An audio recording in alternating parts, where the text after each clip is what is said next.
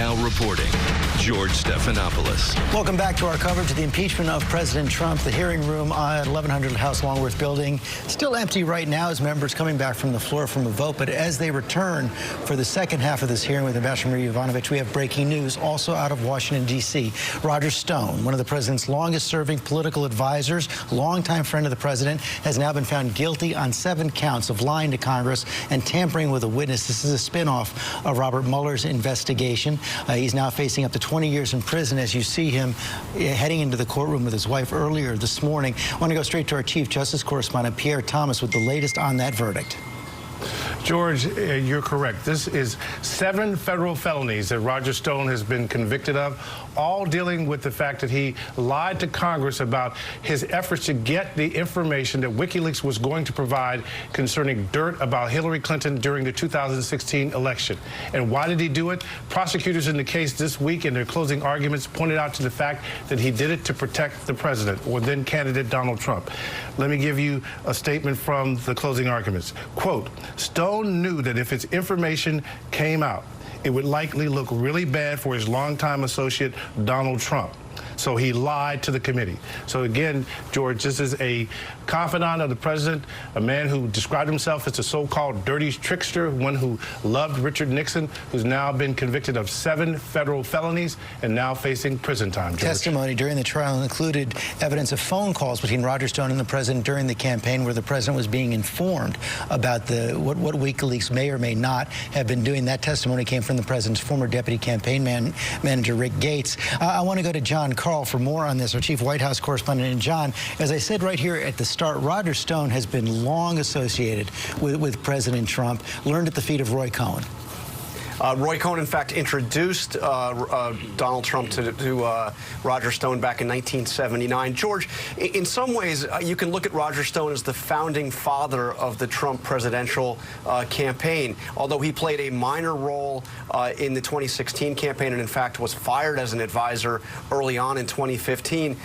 Roger Stone was Donald Trump's first political advisor. He was somebody who has been pushing Donald Trump to run for president really on a 4-year basis, going all the way back, you could argue, to the late 1980s. And when Donald Trump briefly formed an exploratory committee in 1999 to run as the Reform Party candidate, it was Roger Stone that was pushing all of that. So this is somebody about as close to the president's political ambitions as you can find. He also, by the way, was a longtime partner of Paul Manafort. They had a lobbying firm here in Washington, Manafort, Stone, and Kelly.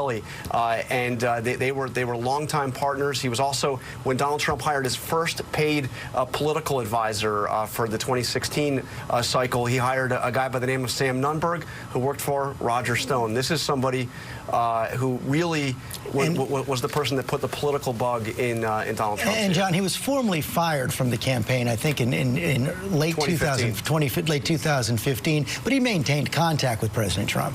Oh, absolutely, absolutely. He talked with President Trump, advised the campaign supporters throughout that campaign. It was a hot and cold relationship. At times, Trump would get irritated that what he saw as Roger Stone taking credit for his political success. But make no mistake, Donald Trump saw Roger Stone as somebody he would talk to and be advised on in politics, going way back to the 1980s and throughout the 2016 campaign as well. Okay, John, thanks. Our reporter, Ali Dukakis, was inside the courtroom as the verdict was read. Ali, I think we have you on the phone right now. Just give us a sense of the scene.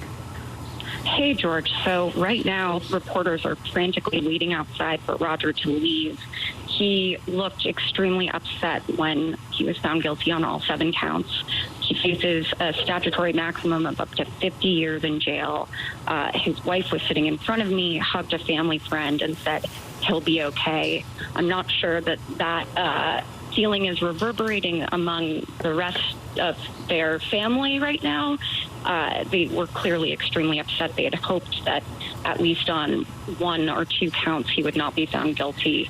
But you could really hear a pin drop. It was a sudden verdict. They didn't let us know that the jury had a verdict. They just said there was a note. So this went down very quickly and swiftly. And yeah, the jury deliberated. They began deliberating only yesterday morning, and they reached a pretty quick verdict. That's right. And they were supposed to continue this case. The trial was originally scheduled to go through the week of Thanksgiving. So the prosecution clearly felt that they had made their case. That's why they wrapped early. Just really a day and a half in deliberation for the jury. Thank you, Allie. This verdict closes another chapter in the investigation of Robert Mueller. I want to put up on the screen right now the number of Trump associates, close Trump associates, who reached either guilty pleas or were convicted. As John Carl mentioned, the president's former campaign chair, Paul Manafort, guilty. The president's former national security advisor pleaded guilty, Michael Flynn. He's still awaiting sentencing. Rick Gates, the president's former deputy campaign manager, also pleaded guilty. He was a strong cooperating witness in this case right here. Foreign policy aide George Papadopoulos. Of course, the president's personal attorney, Michael Cohen, who's serving a prison term in upstate New York right now for his role in the hush money payments, campaign finance violations of President Trump.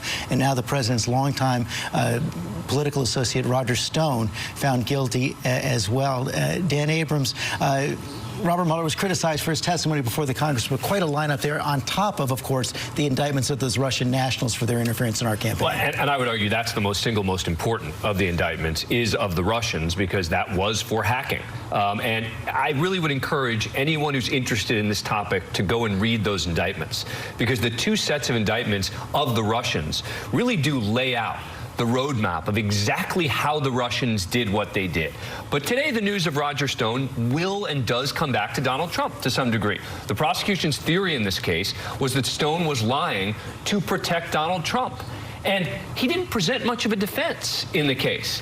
I mean, it was a pretty easy case for prosecutors to prove that he was lying, that he was trying to obstruct, that he was trying to interfere with a witness testifying. And it seems that they had just kind of hoped that maybe they'd get one juror and they could hang the jury. And now you have to believe that based on the lack of defense he presented, based on the type of defense he presented, based on the fact that he didn't enter into any kind of plea deal, et cetera, that he's hoping for a pardon from the president. And that gets to the point. Talk about worlds colliding, Kate Shaw, as we talk about Paul Manafort. One of the things that Ambassador Yovanovitch was accused of, or is it the president was concerned with, was that the Ukrainians were trying to interfere in his election, including the release of the ledger of Paul Manafort that got him fired because of those illegal payments. Of course, he's now in jail, and there had been some talk that part of what was motivating the president was to prove that Paul Manafort had been set up, maybe to set up a pardon for him as well. Right. So there have been, the possibility of pardons have been on the table for a number of the president's associates. We haven't seen any yet, right? So I think that sort of pardon watch will be on with respect to Roger Stone in particular. But you do see a lot of connections between the facts that underlie this indictment and now conviction and the sort of sequence of events that's before Congress right now at a high level of generality, which is, this is about foreign interference in elections, right? So we still have sort of the fallout of the Mueller investigation into the 2016 election interference, and at the same time, the conduct being alleged in the impeachment proceedings is largely about trying to get assistance to aid in the president's re-election efforts. So they're conceptually linked. And the one other thing I would say is I feel like this conviction has to be a reminder that lying to Congress is an indictable offense. You can be convicted for it. So to the extent that there are people who haven't yet testified in these impeachment proceedings, this has to serve as kind of a stark reminder that there is real criminal exposure if you lie to Congress. Gordon Sondland might be thinking about that as well. But of course, the pardon power, another area where the president's power is very, very broad. Very, very broad. He can wield it in whatever way he likes, and the only real check on it is the sort of political process. I mean, we've seen presidents in the past issue pardons that have garnered a lot of criticism from the public, maybe have affected re-election prospects. Gerald Ford comes to mind. But it is the president's power to deploy at his discretion, and Roger Stone is surely hoping that that discretion will be used here in his case. Terry Moran, I want to bring you in on this and talk about Dan Abrams talked about the indictments, of course, of the Russian nationals, the importance of that. Of course, the import of one of the theories that the president was pushing on the phone call with President Zelensky, with Rudy Giuliani, this CrowdStrike theory is designed to show that it was Ukraine, not Russia, who was behind the election interference. And this is another example, George, of the president not believing his own government, the government of the United States. He has scorned the intelligence community's findings that it was Russia that attacked the United States, attacked our democracy and election, and he doesn't credit what the Mueller investigation clearly lays out in these indictments, that it was Russia through specific officers of the military intelligence at specific places, Mueller found, that launched the attack on the United States. The president is after this conspiracy theory that, no, it was really Ukraine that attacked the United States. And that is one of the ties to this impeachment hearing. The other is exactly what Kate Shaw just said, which is lying to Congress is a crime. This is a vindication, this verdict, of the power of Congress, the power of the House Intelligence Committee to investigate. And Roger Stone took this kind of scornful attitude about it all, almost a kind of Trumpian attitude. Who cares about Congress? No one cares about them. Well, somebody does care, jurors, who are told that it is a crime to lie to Congress, and they will find you guilty and send you to prison. And there are people, like Gordon Sondland maybe, who want to pay attention to this verdict today. John Carl, the president's still paying attention to the news right now. He's already tweeted showing where his sympathies lie. Absolutely. And I will have a chance to ask him directly about this, George. The president's got an event at 2 o'clock at the White House. We will be in that forum, and I will ask him. But here you see what he has just said about Roger Stone via Twitter. So they now convict Roger Stone of lying and want to jail him for many years to come. Well, what about? And then he goes through the list of, Crooked Hillary, Comey, Strzok Page, the list of people that he thinks have been out to get him over the years. Even suggesting, by the way, in there, that Mueller himself should somehow be found guilty for something. And Pierre, one of the things you're seeing there in that list the president has following Roger Stone is one of the things that he's been saying for months, now going into years, that the initial investigation, FBI investigation into his campaign was corrupt from the start. No evidence of that has come to light so far, but we are awaiting an Inspector General's report looking into the origins of the Russia investigation. George, we are. The Inspector General report, we think, will be coming out perhaps as early December. He's looked at, again, as you said, the origins of just how the Russia investigation first started. Were those surveillance warrants duly lawful, which were put forth by the Justice Department? Also, we have a separate investigation beyond the Inspector General investigation being conducted by the Attorney General and a federal prosecutor on his team that is looking at whether any laws were broken in connection with how the origins of the investigation started as well, George. And one of the things I think is important to remember about this Stone conviction is that the WikiLeaks whole scandal involved the fact that the U.S. government, the intelligence community, determined that WikiLeaks got their information, the dirt and the emails that they were publishing concerning Hillary Clinton, from the Russians. That is the contention of the U.S. intelligence community that they put forth, George. Okay, Pierre, thanks very much. We're seeing the committee now take their seats. Chairman Adam Schiff is taking the stand again. David Muir, I want to bring you in on this as Ambassador Yovanovitch comes back into the hearing room. She will now face Republican questioning, and Republican members of Congress forced to respond to that president's tweet about Yovanovitch during the break. It'll be really interesting, George, whether or not their questioning changes. We don't know what their plan was going into today, but how much that questioning changes based on that real-time tweet that we saw from the president with criticism for Marie Yovanovitch, even as she was testifying before the American people. But it's interesting, Democrats certainly taking note of this intimidation that they've already talked about, Adam Schiff talking about it during this break here a moment ago, and these parallel storylines that are playing out today with Roger Stone. Part of the conviction today involved witness tampering, intimidation of one of his own associates. These parallel storylines that continue to play out, and whether or not Republicans dare go there with her today. The RNC saying, while we were on break here a moment ago, that hurt feelings don't matter, trying to react in real time to her description of the color leaving her face back when she learned of her name in the transcript, and then watching on live television today as nearly the same thing happened to her again during that live. Ambassador Yovanovitch is now heading back into the hearing room. She's just coming. She's going to be taking her seat right now. Mary Bruce, the members were on the floor during the break, going through several votes. Were you able to talk to any of the Republican members about how they plan to approach the ambassador in this second round?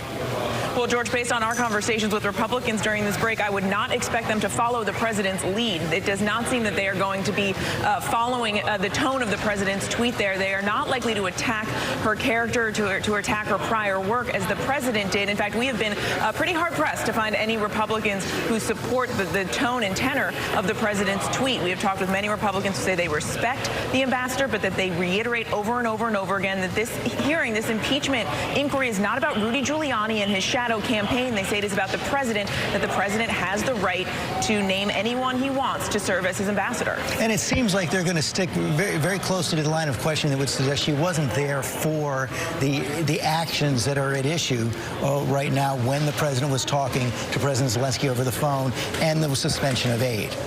And that is the message that we've been hearing over and over again from Republicans in these past few days, is that these witnesses are relaying information that they heard through someone else, that it's hearsay, that it's not coming from the president directly. The issue with that, George, as Democrats will point out, is that there is a growing number of career officials, State Department officials, who are all raising concerns. I have asked many Republicans, are all of these other officials simply wrong? And Republicans will say again and again, this is about the president's actions, and they say you need to hear from people with first-hand accounts. Of course, the president himself is blocking some of those first-hand witnesses from appearing here on the Hill. We just heard the gavel go down. Let's go to the hearing room. Parliamentary inquiry. General status inquiry. Thank you, sir. It appears that counsel for the witness this morning has paper copies of the slides that were used during the questioning. If that's true, does that mean that you and or your team has been in coordination with him and or her with respect to her testimony this morning? And if that's true, how does that comport with HRS 660 and the fairness that is purportedly associated with that resolution? The gentleman, the TV for the witnesses wasn't working, so they were given copies this morning. It is now 45 minutes to Ranking Member Nunez. Excuse me, you said that the screen in front of them was not working? My understanding is the screen was not working in front of them, so they were given copies so they could read along, since they can't see the screens that we can. Mr. Nunez, you're recognized for 45 minutes along with Minority Counsel. First, Mr. Chair, I want to submit for the record Senator Grassley's letter to the Department of Justice dated July 20th, 2017. I read a portion of that into the record during my opening statement. Without objection. Ambassador, congratulate you. You've been down in the secret deposition meeting rooms. You've graduated for your performance today. Later this afternoon, I should note that for the public that we will be back down in the basement of the Capitol doing more of these secret depositions. Ambassador, I don't really have very many questions for you. You admitted in your opening statement that you don't have any firsthand knowledge of the issues that we're looking into. But I do want to talk a little bit about Senator Grassley very briefly. I assume that you know who Senator Grassley is? Yes, sir, I do. Do you believe that Senator Grassley is a serious and credible elected official? I have no reason to think otherwise. Were you involved in the July 25th Trump-Zelensky phone call or preparations for the call? No, I was not. Were you involved in the deliberations about the pause in military sales to Ukraine as the Trump administration reviewed newly elected President Zelensky's commitment to corruption reforms? For the delay in... For the pause. The pause? No, I was not. Were you involved in the proposed Trump-Zelensky, later Pence-Zelensky meetings in Warsaw, Poland on September 1st? No, I was not. Did you ever talk to President Trump in 2019? No, I have not. Mick Mulvaney? No, I have not. Thank you, Ambassador. I'm not exactly sure what the ambassador is doing here today. This is the House Intelligence Committee that's now turned into the House Impeachment Committee. This seems more appropriate for the Subcommittee on Human Resources at the Foreign Affairs Committee. If there's issues with employment, disagreements with the administration, it would seem like this would be a more appropriate setting instead of an impeachment hearing where the ambassador is not a material fact witness to any of the accusations that are being hurled at the president for this impeachment inquiry. I have several questions I think Mr. Castor wants to get to. I know Ms. Stefanik, you had a few quick questions for the ambassador. I'll yield to you, Ms. Stefanik. Thank you, Mr. Nunez. Ambassador Yovanovitch, thank you for being here today. The gentlewoman will suspend. What is the interruption for this time? It is our time. The gentlewoman will suspend. You're not recognized. Mr. Nunez, you are minority counsel. I just recognized. Under the House Resolution 660, you are not allowed to yield time except to minority counsel. The ranking member yielded time to another member of Congress. No, that is not accurate. You're gagging the That is young lady from New accurate. York. Ambassador Yovanovitch, I want to thank you for being Gentlewoman here will today. suspend. You're not recognized. This is the 5th time you have interrupted members of Congress, duly elected members of Congress. Gentlewoman will suspend. Mr. Chair, we control the time. It's been customary to this committee that whoever controls the time can yield to whoever they wish. If we have members of Congress that have a few questions, it seems appropriate that we be able to let Ms. Stefanik ask her questions. Mr. Nunez, you or minority counsel recognized. All right. Mr. Castor, you're recognized. Thank you, Mr. Nunez. Ambassador, welcome. Thank you for your service. 33 years, an extraordinary career. It really has been a remarkable tenure for you at the State Department. Also, I'd like to thank you for participating here today. This is a crazy environment. This hearing room is turned into a television studio. Before today, you spent on the Friday the 11th, you were with us for early in the morning until I believe it was 8 o'clock at night. People missed trains back to New York, and it was a very complete day, so thank you. You were serving a 3-year assignment in the Ukraine, is that correct? Yes. And it began in 2016 and was scheduled to end in 2019? Yes, that's correct. And nobody disputes that it's up to the president to decide who his envoys are to post around the world, correct? I stated that clearly in my statement. And you returned from the Ukraine on May 20th, 2019? That's correct. And your return coincided with the inauguration of President Zelensky? Yes. And you remain employed by the State Department? I do. And after you returned to Washington, the Deputy Secretary, John Sullivan, asked you what you wanted to do next. Is that correct? Yes, that's correct.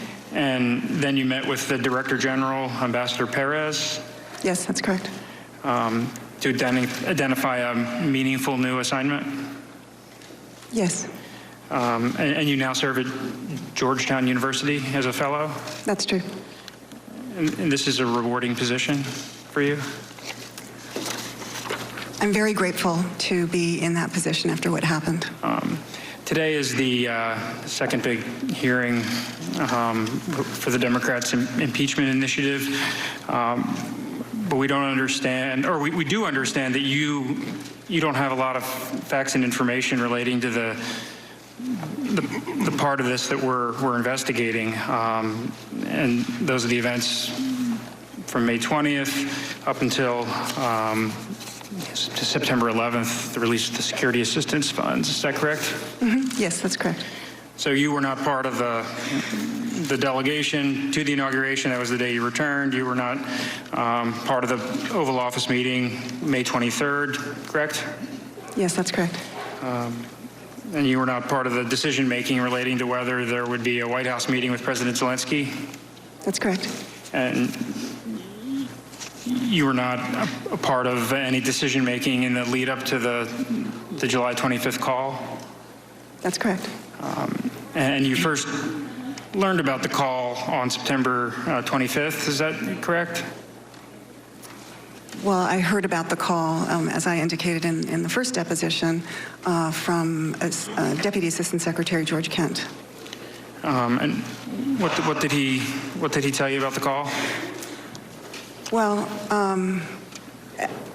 as it turns out, it wasn't correct. But what I recall is that he said that President Trump had asked President Zelensky whether he could, help him out, and which I understood to be these investigations, and that President Zelensky had said that he is putting in a new Prosecutor General, and that he doesn't control.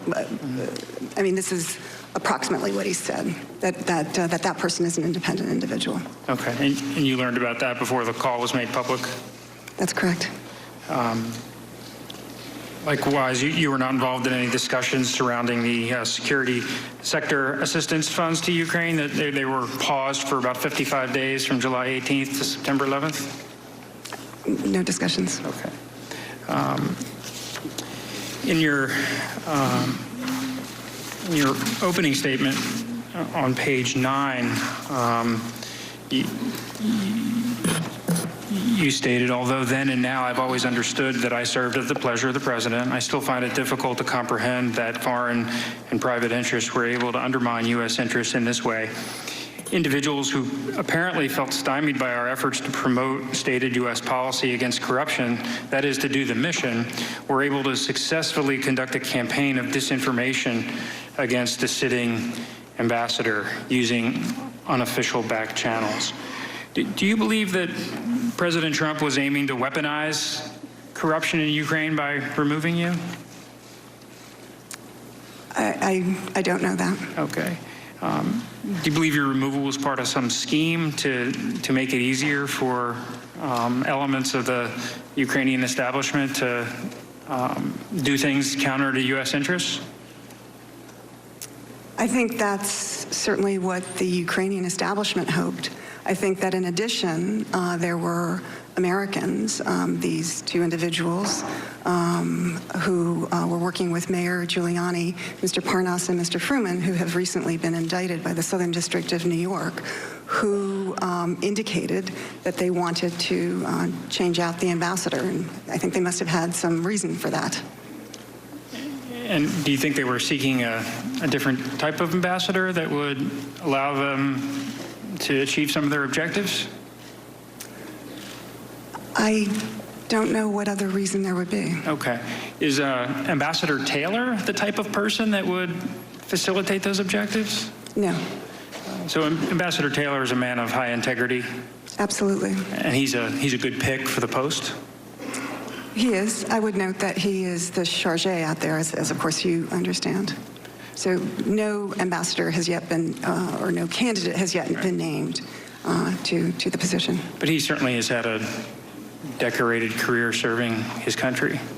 Absolutely, a man of the highest integrity.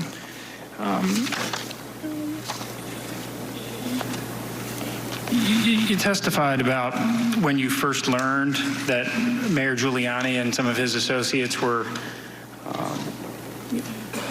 had a concerted campaign against you. When did that first come to your attention? We were picking up rumors from Ukrainians. I think, kind of in the November, December 2018 time period. But then in January, February, and of course, March, it became more obvious. At some point, I believe you testified that Minister Avakov alerted you to this campaign? Yes. And when was that? He had a conversation with me in February of 2019. Okay. And do you remember what he related to you? Yes. He said that Mr. Lutsenko was working with Mayor Giuliani through these two individuals, Mr. Parnas and Mr. Fruman, that they basically wanted to remove me from post, and that they were working on that. And did you have any awareness at that point in time of precisely why they were seeking your ouster?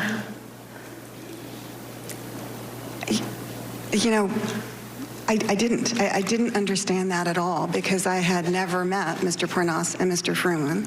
And so it was unclear to me why they were interested in doing this.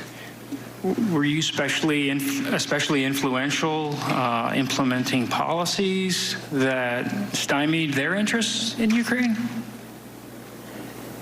Were advocating for the some sort of environment or policies that would be adverse to them? I think that just the general idea that obviously U.S. ambassadors, U.S. embassies, one of our most important functions is to facilitate U.S. business abroad, right?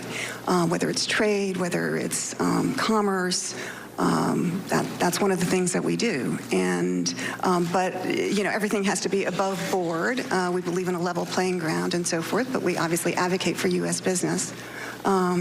These two individuals, with hindsight and what we learned later, looking to open up a new energy company exporting liquefied natural gas to Ukraine, never actually came to the embassy, which is unusual because that would usually be a first stop, going to the American Chamber of Commerce, going to the U.S. Embassy, get the lay of the land, see how we could provide assistance. And was that source of frustration ever expressed to you, or did you just learn that separately? Source of frustration? What do you mean? On whose part? On Fruman and Parnas. I don't know that they were frustrated. I mean, Okay. Frustrated by what?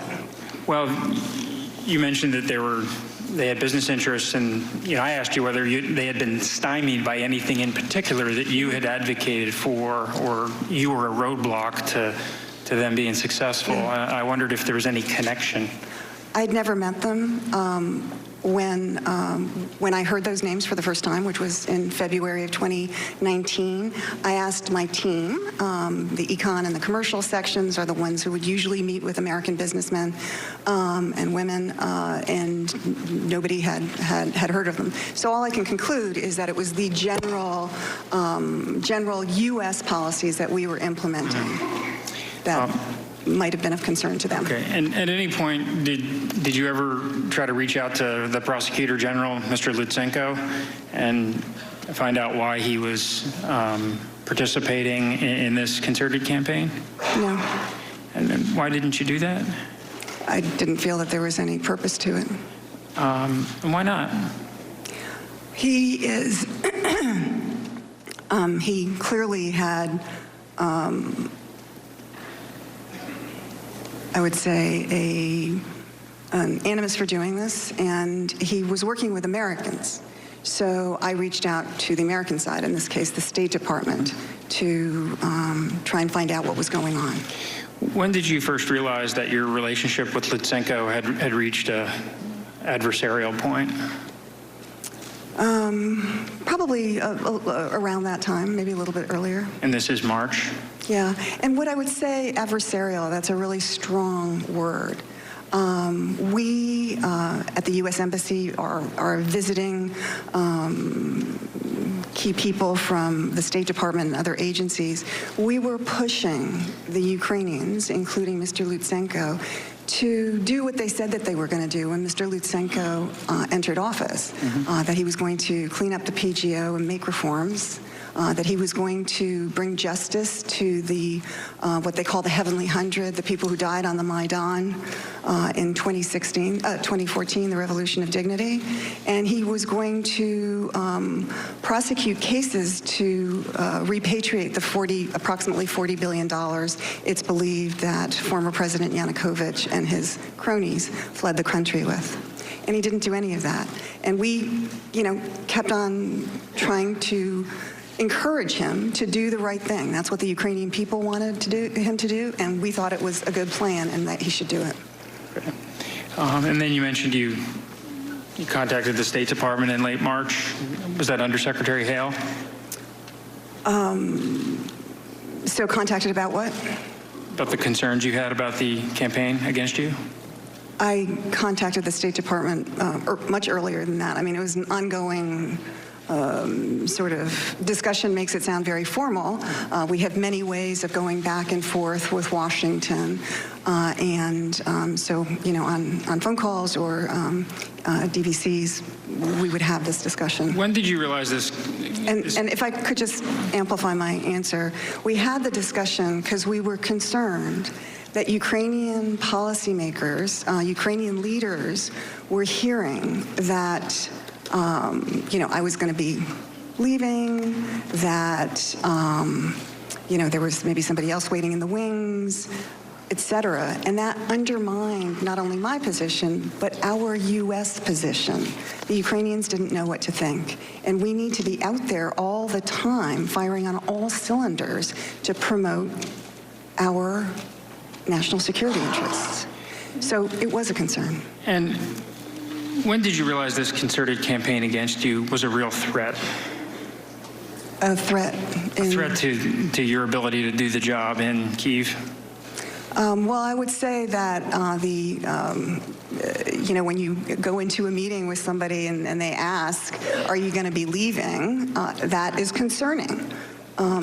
So that probably, I don't know exactly when that started happening, but in that time frame. And did you undertake any efforts to push back on this narrative, either inside the State Department or publicly?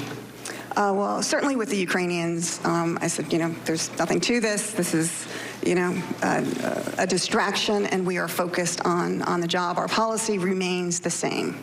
Yes, we had discussions in the State Department about this. In hindsight, do you think you did enough inside the State Department to alert them to this mounting campaign against you? I did what I could. And what was that? Reached out to the European Bureau. I think you've also heard that Dr. Fiona Hill was aware of this as well, so the NSC, and they had other discussions with more senior people. Okay. And did you get any feedback from your chain of command? I mean, did you engage Ambassador Rieker, Yes. Undersecretary Hale? Yes. And yes.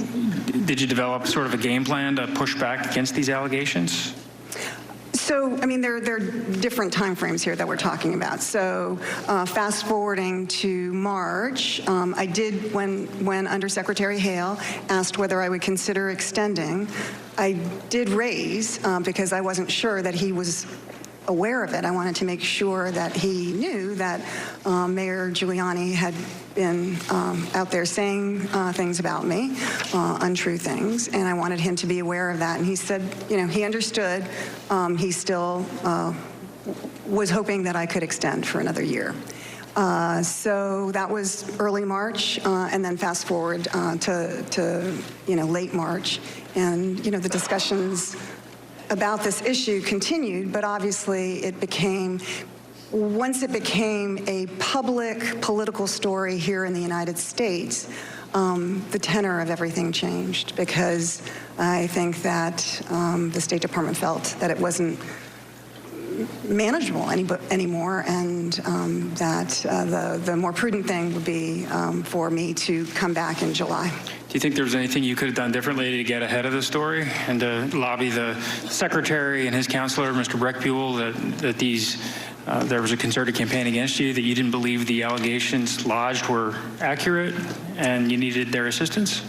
I think that, sure, maybe I could have done that, but I think they were aware. And as I subsequently learned from Deputy Secretary Sullivan, the Secretary of State had been well aware of this since the summer of 2018. The corruption's endemic in the country of Ukraine, right? I would say that corruption is a serious issue everywhere in the former Soviet Union. It's a post-Soviet legacy, and we talk about it a lot in Ukraine because there's actually an opportunity to do something, to actually help the Ukrainians tackle the issue. They want to tackle the issue. In other countries, like Russia, you can't even talk about it. So I think it's a post-Soviet legacy, and it's important to deal with it. And that you testified rampant corruption has long permeated Ukraine's political and economic systems? Yes, that's a fair statement. And it's your belief that it should be the U.S. foreign policy to help Ukraine curb its corruption problem? Yes, because it's good for the Ukrainians, but it's also in our interests. and anti-corruption efforts you mentioned serve a national security purpose? I believe that to be true. Are oligarchs a big part of the problem in Ukraine? Probably, because so much wealth is concentrated in the hands of a very, very few, 6 or 7 individuals, and they also have political power and control the media. And a lot of their power has been acquired through what we here in the U.S. would consider improper ways? Yeah, I think that's a fair comment. The head of Burisma, Mr. Sochevsky, you familiar with him? I don't know him, but I know who you're talking about. You know, George Kent testified a couple days ago that he was investigating for, stealing millions and millions of dollars, some of which had been supplied by the U.S., Great Britain, subject to an investigation. Trying to get the money back. That was a big part of Mr. Kent's initiatives when he was there. That a bribe was paid to the prosecutors, and Zochevsky was let off the hook. This was in 2014. Is this something that you're familiar with? I've heard about it. This was before my arrival.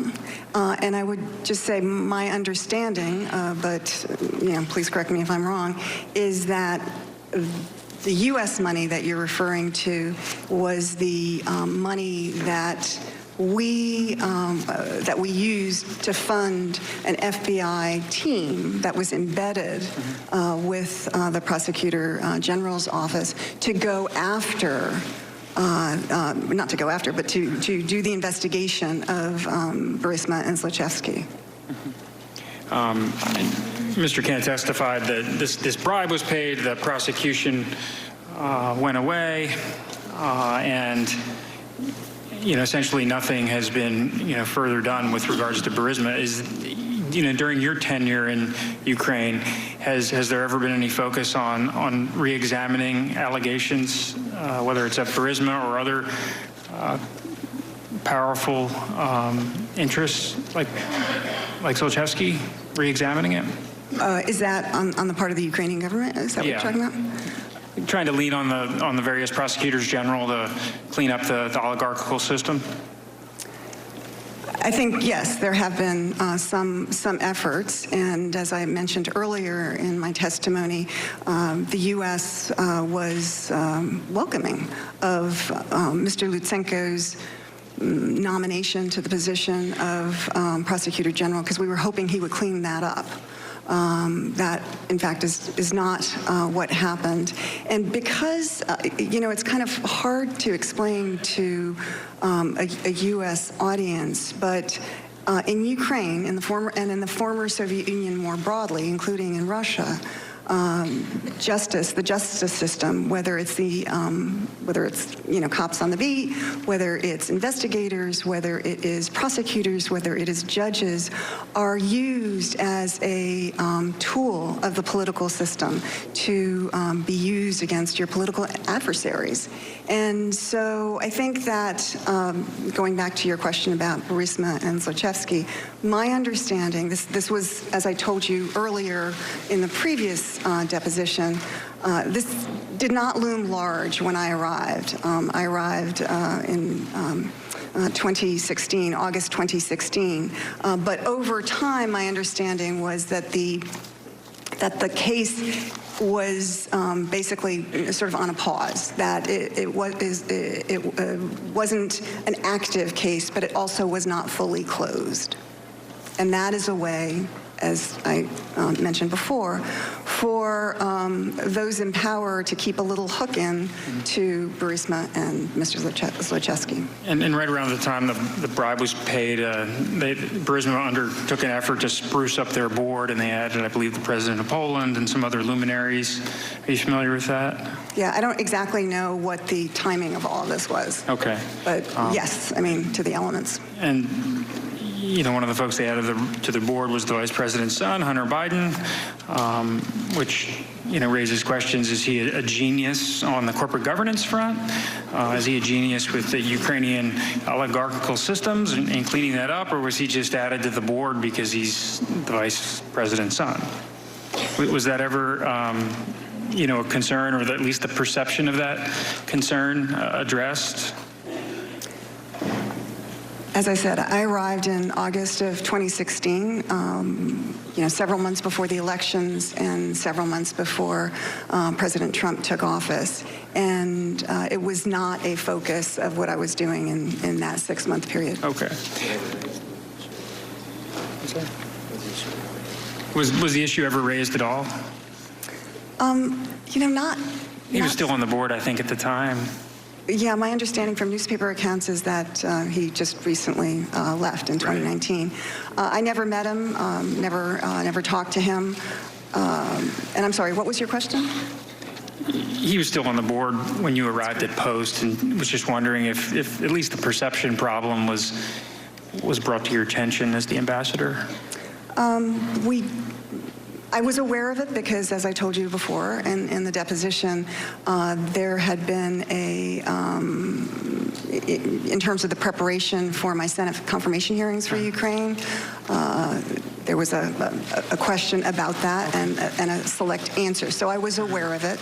Okay. Yes. In your deposition, you acknowledged that the president has longstanding concerns about corruption in Ukraine. Is that true? That's what he says. Well, going back to, there was a meeting with President Poroshenko in September of 2017 in the Oval Office, and I believe you testified that, he expressed his concerns then. Yeah, he said that a friend of his had told him that Ukraine was the most corrupt country in the world. Okay.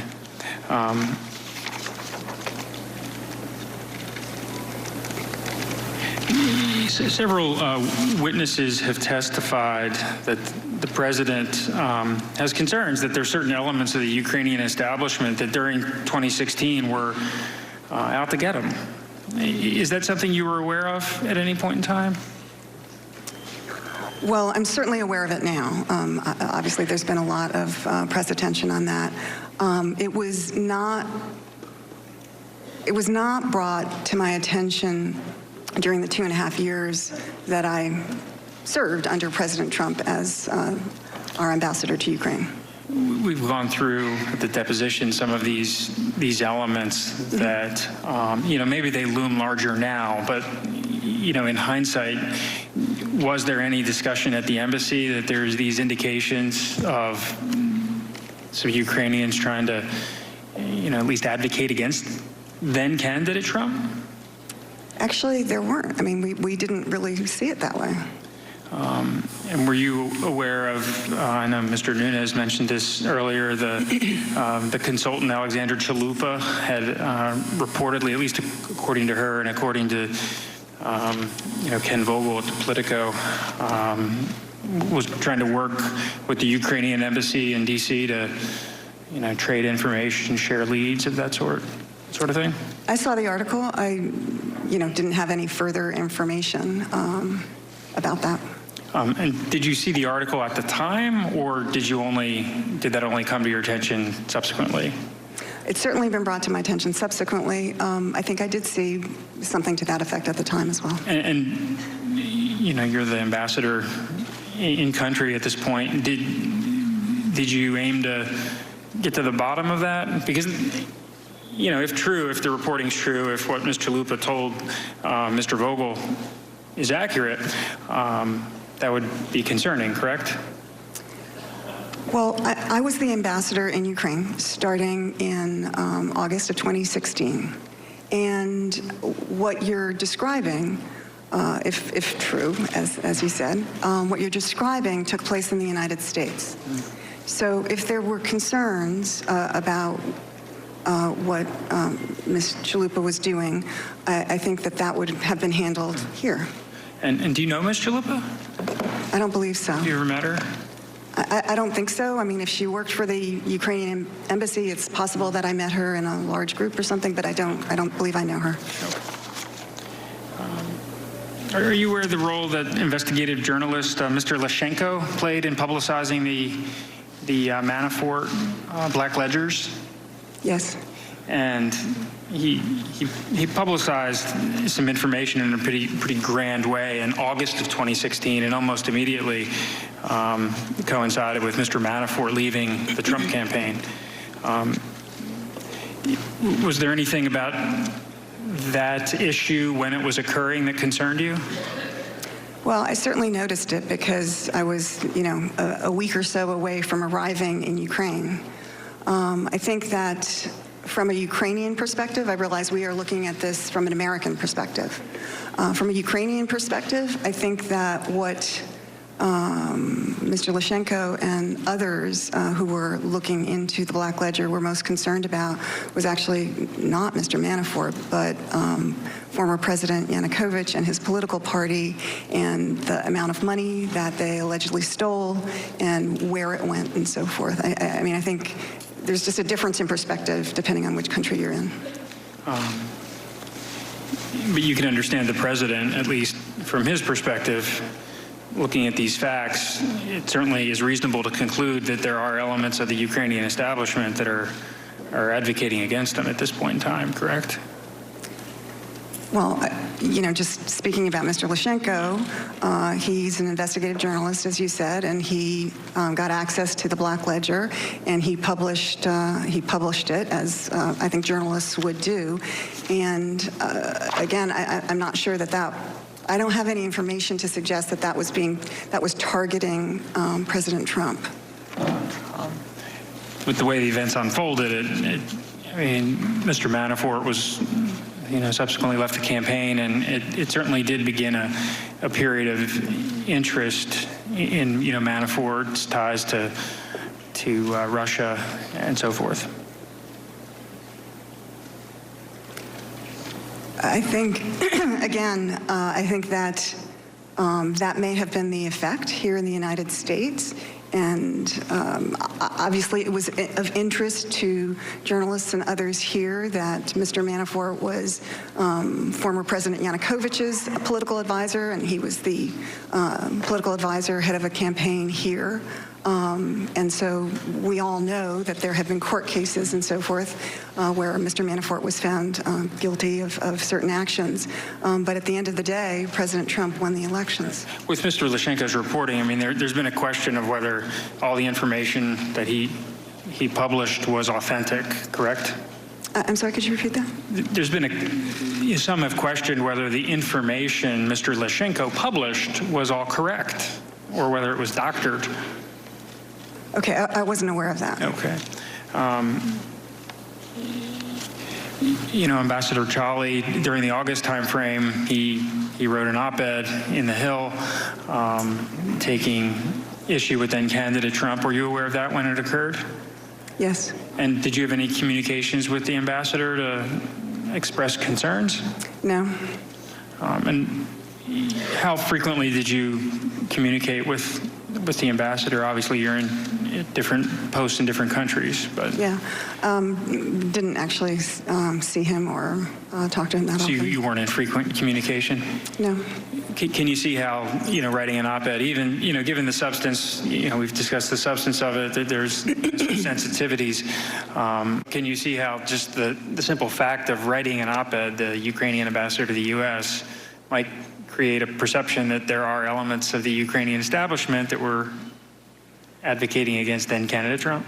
My recollection of that op-ed was that he was taking he was critical of a policy position that President Trump had with regard to Crimea, and whether Crimea was, a part of Ukraine or a part of Russia. That's a tremendously sensitive issue in Ukraine.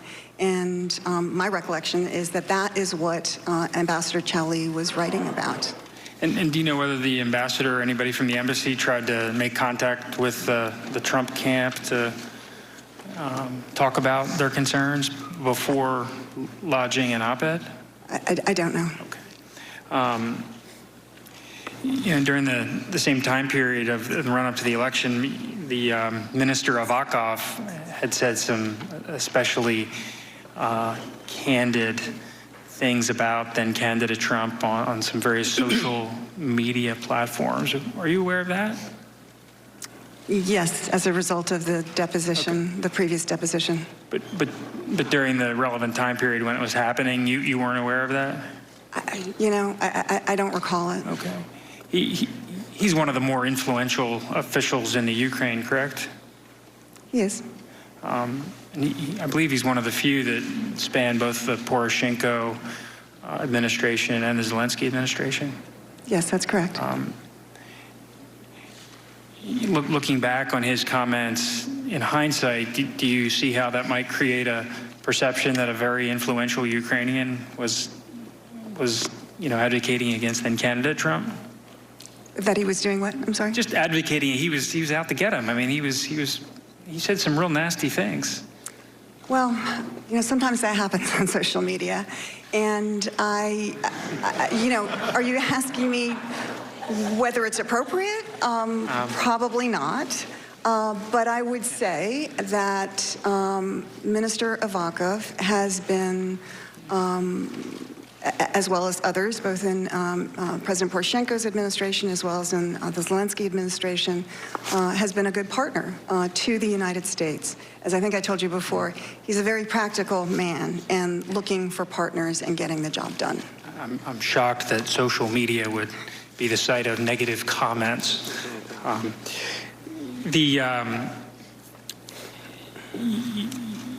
You certainly can understand that the president, aware of Minister Avakov's statements, aware of what Mr. Leshchenko was up to, what Ambassador Chaley was up to, and these other elements that we've discussed, that there certainly forms a reasonable basis to wonder whether there are influential elements of the Ukrainian establishment that were out to get the president. Again, I can't speak for what President Trump thought or what others thought. I would just say that those elements that you've recited don't seem to me to be the Ukrainian, kind of a plan or a plot of the Ukrainian government to work against President Trump or anyone else. They're isolated incidents. Mm-hmm. We all know, I'm coming to find out myself, that public life can be, people are critical. And that does not mean that someone is, or a government is undermining either a campaign or interfering in elections. And I would just remind again that our own U.S. intelligence community has conclusively determined that those who interfered in the election were in Russia. You would turn our attention to Ambassador Volker. He's been a friend and colleague of yours for many years. Is that correct? Yes, that's true. And I believe you testified he's a man of honor. I believe that to be true. And a brilliant diplomat. Yes. And you have no reason to think that he would be undertaking any initiative that was counter to U.S. interests? I think that he tried to do what he thought was right.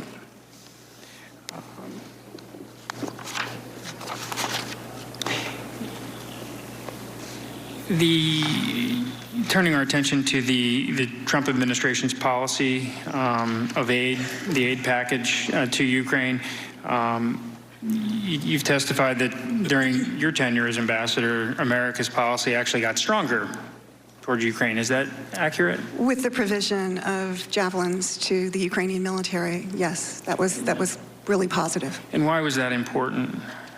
Well, two things. They are obviously tank busters, and so if the war with Russia all of a sudden accelerated in some way and tanks come over the horizon, javelins are a very serious weapon to deal with that. That's number one. But really the more important issue is the symbolism of it, that the United States is providing javelins to Ukraine. That makes Ukraine's adversaries think twice.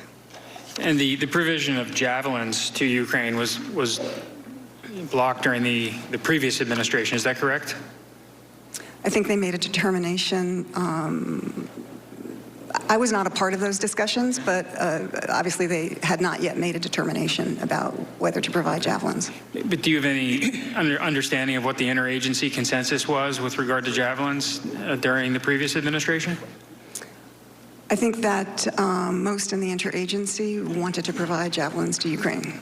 And so in the new administration under President Trump, the ability to afford Ukraine this weaponry is a significant advantage, significant step forward? We thought it was important. And has it played out that way? Well, it has, because it's a symbol of our strong support for Ukraine. But when then, this year there are questions as to whether or not our security assistance is going to go through, that kind of undermines that strong message of support.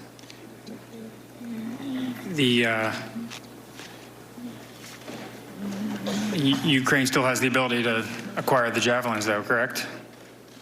Are you now talking about purchasing javelins by the Ukrainian government? Yeah. They do. And that is my understanding. And the security sector assistance did go through. It was paused for 55 days from July 18th to September 11th, but it ultimately went through, correct? It's my understanding. Okay.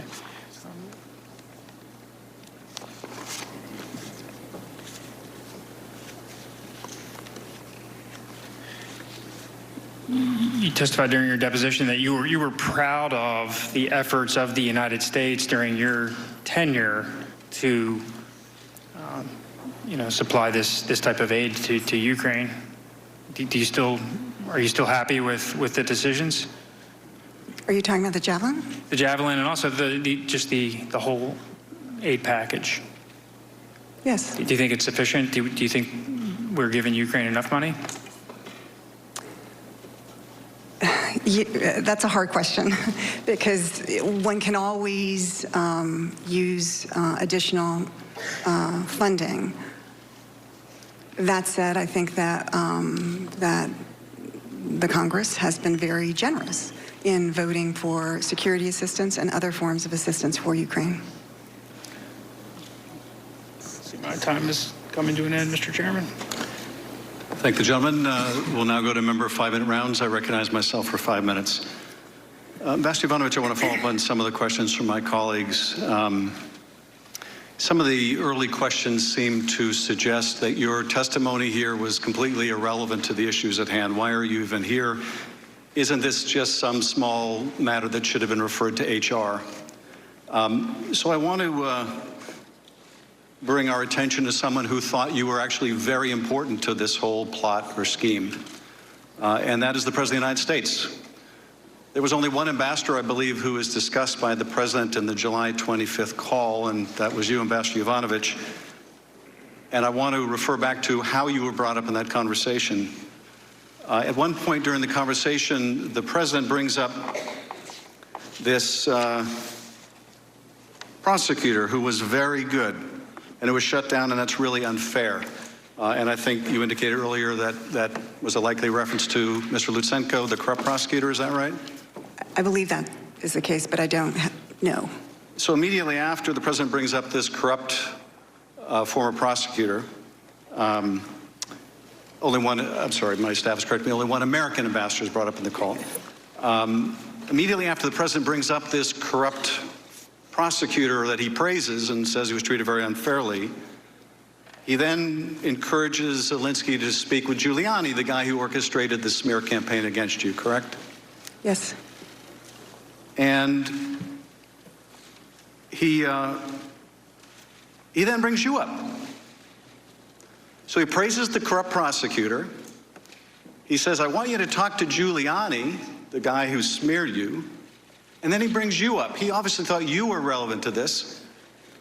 But what is even more telling is immediately after he brings you up and says that you, the woman, was bad news, he says there's a lot to talk about Biden's son, that Biden stopped the prosecution, and a lot of people want to find out about that, so whatever you can do with the Attorney General would be great. Immediately after praising this corrupt prosecutor, he attacks you. And then he goes right to Biden. That would indicate to you, wouldn't it, Ambassador, that he connects you somehow with this prosecutor you were at odds with and his desire to see this investigation of Biden go forward, would it not? Again, you're absolutely right that that is the thought progression. My colleagues also asked, in pushing you out of the way, ultimately Ambassador Taylor got appointed. Is Ambassador Taylor the kind of person that would further Giuliani's aims? And I think we can all agree that Ambassador Taylor is a remarkable public servant. Absolutely. But what if the president could put someone else in place that wasn't a career diplomat? What if he could put in place, say, a substantial donor to his inaugural? What if he could put in place someone with no diplomatic experience at all? What if he could put in place someone whose portfolio doesn't even include Ukraine? Might that person be willing to work with Rudy Giuliani in pursuit of these investigations? Yeah, maybe. That's exactly what happened, wasn't it? Yes. And my colleagues also say, well, the security assistance ultimately went through. So if they sought to condition or bribe Ukraine into doing these investigations by withholding security assistance, they ultimately paid the money. Are you aware, Ambassador, that the security assistance was not released until after a whistleblower complaint made its way to the White House? Yes, I'm aware of that. Are you aware that it was not released until Congress announced it was doing an investigation? Yes, I'm aware of that.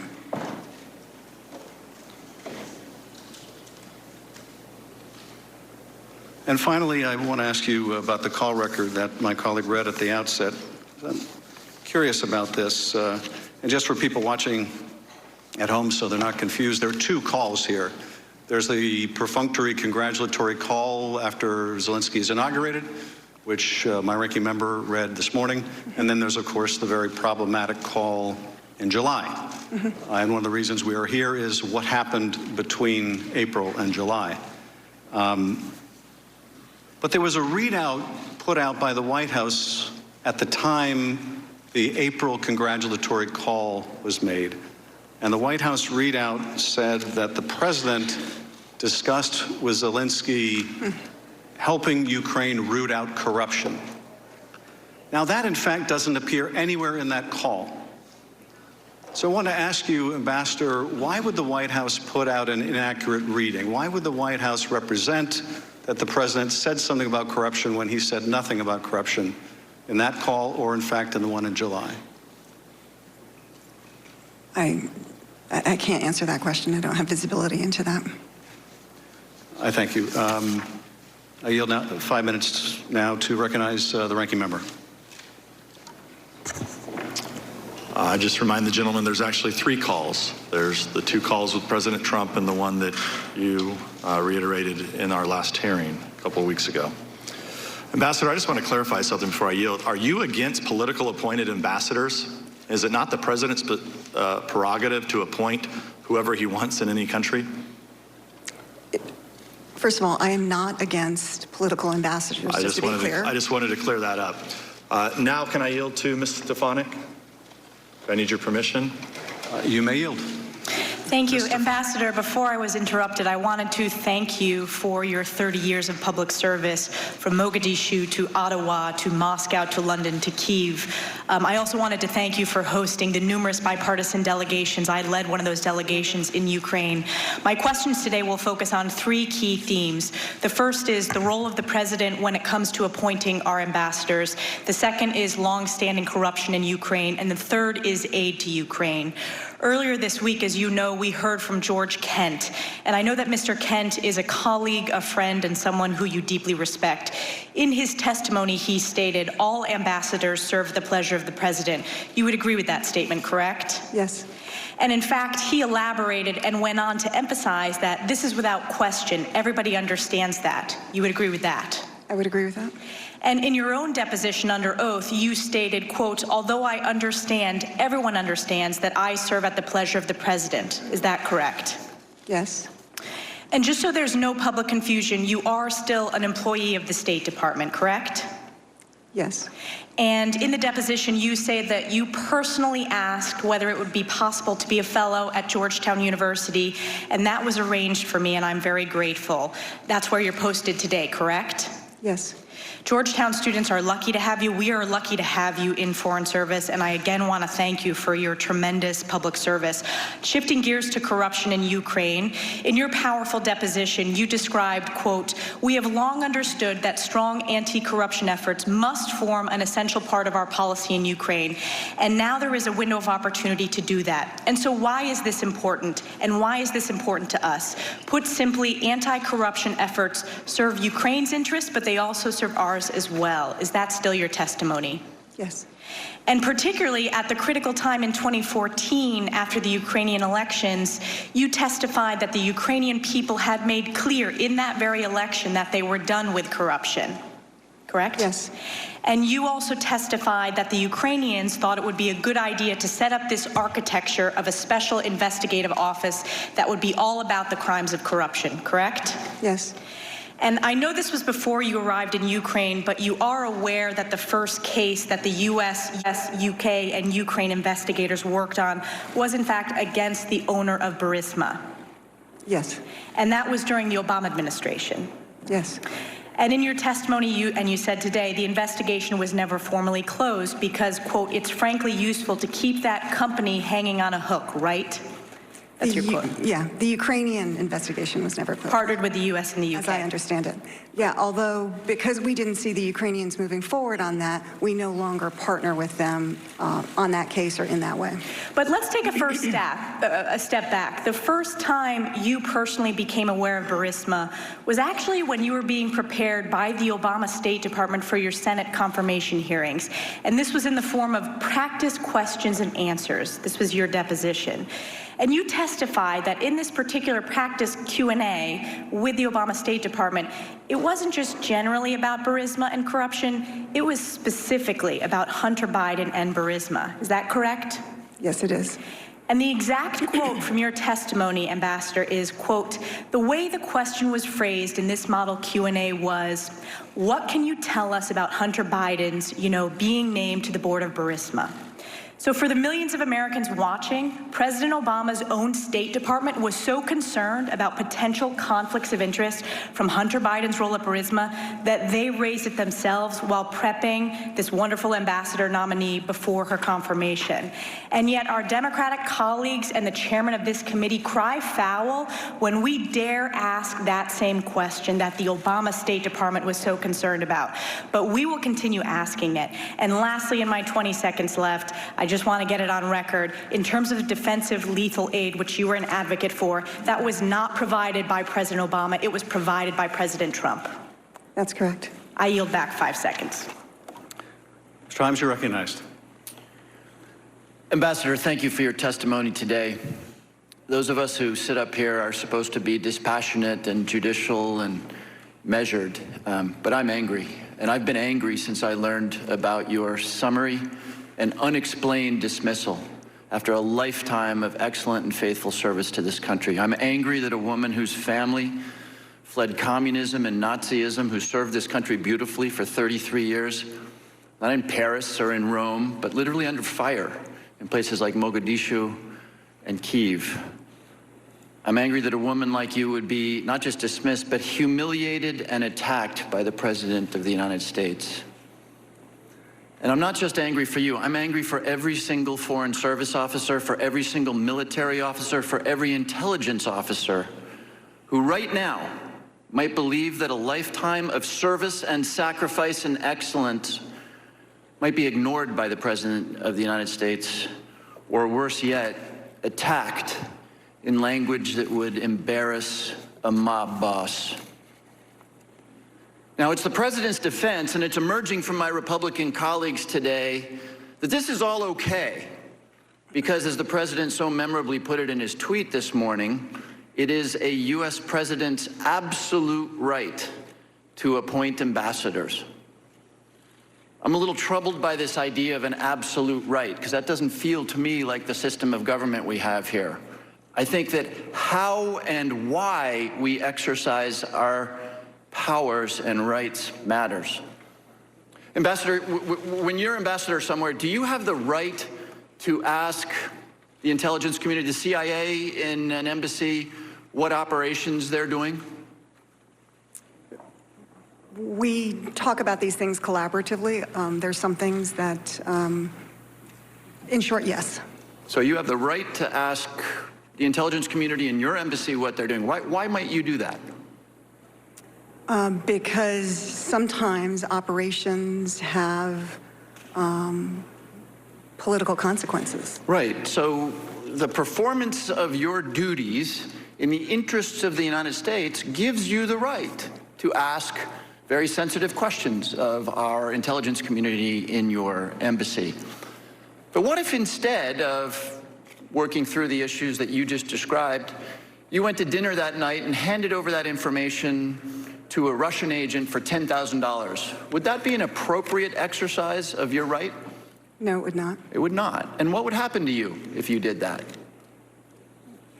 Well, I can't even begin to imagine, but I would imagine that I would be pulled out of post. Right. And this is not about ambassadors, right? A police officer has the right to pull you over. But if the police officer pulls over his ex-wife because he's angry, that's probably not right. I have the right. In fact, today, I cast a bunch of votes. But if I cast those votes not in the interest of my constituents, but because somebody bribed me, that is a severe abuse of my power. Wouldn't you agree? Yes. So I guess the question is, why, after an exemplary performance as ambassador to Ukraine, did the president decide that you should be removed? Because I think we just agreed that if that was not done in the national interest, that's a problem. Ambassador, if you had remained ambassador to Ukraine, would you have recommended to the President of the United States that he asked the new Ukrainian president to investigate, and I'm quoting from the transcript here, CrowdStrike or the server? No, I would repeat once again that the U.S. intelligence community has concluded that it was the Russians. Okay, so Ambassador, if you had remained as ambassador and not been summarily dismissed, would you have supported a 3-month delay in congressionally mandated military aid to Ukraine? No. Ambassador, if you had remained as ambassador of Ukraine, would you have recommended to the president that he ask a new president of Ukraine to, quote, find out about Biden's son? No. I have no more questions. I yield back the balance of my time. Mr. Conaway. Thank you, Mr. Chairman. Mr. Chairman, I ask unanimous consent to enter the record. Dear colleague, letter from Speaker Pelosi dated September 23rd. Relevant part reads, we also expect that he will establish a path for the whistleblower to speak directly to the House and Senate Intelligence Committees as required by law. Without objection. Thank you. I look forward to you honoring that statement from the Speaker. Turning to the Ambassador. I, for one, want to thank you so very much for a long service, exemplary service for to our country and on behalf of our nation. Lots been said about what was going on around the phone call. I'd like to focus more on what's happened since then to you and your career and what's going on. So when you got the word, anytime an ambassador changes post, there's a process you go through to depict what you do next. And that happened in this instance. Can you give us a quick statement as to what happened when you came back here, as to what your next assignment would be at State? So when I came back, obviously it was sort of out of cycle. There was nothing set up. Sure. And again, I am grateful that Deputy Secretary Sullivan asked me what I would like to do next. I recalled that there was the fellowship at Georgetown and asked whether that might be something that could be arranged. Was that your only choice? I'm not sure. We didn't really discuss other options. My sense is Georgetown is fertile ground for State Department recruitment of future fledgling Foreign Service officers, and so they now benefit from your experience and your inspiration to inspire them to have spend their professional life in service to our nation. Thank you. You're a fellow there. You teach classes. How many classes do you teach? Well, this semester I was supposed to teach 2. I am still teaching one on national security. The other one was on Ukraine, and I asked whether I could, Defer postpone that. How many students in your class? Approximately. There are, let's see, I think 14, 15. Right. Any other responsibilities at State other than the fellowship at Georgetown?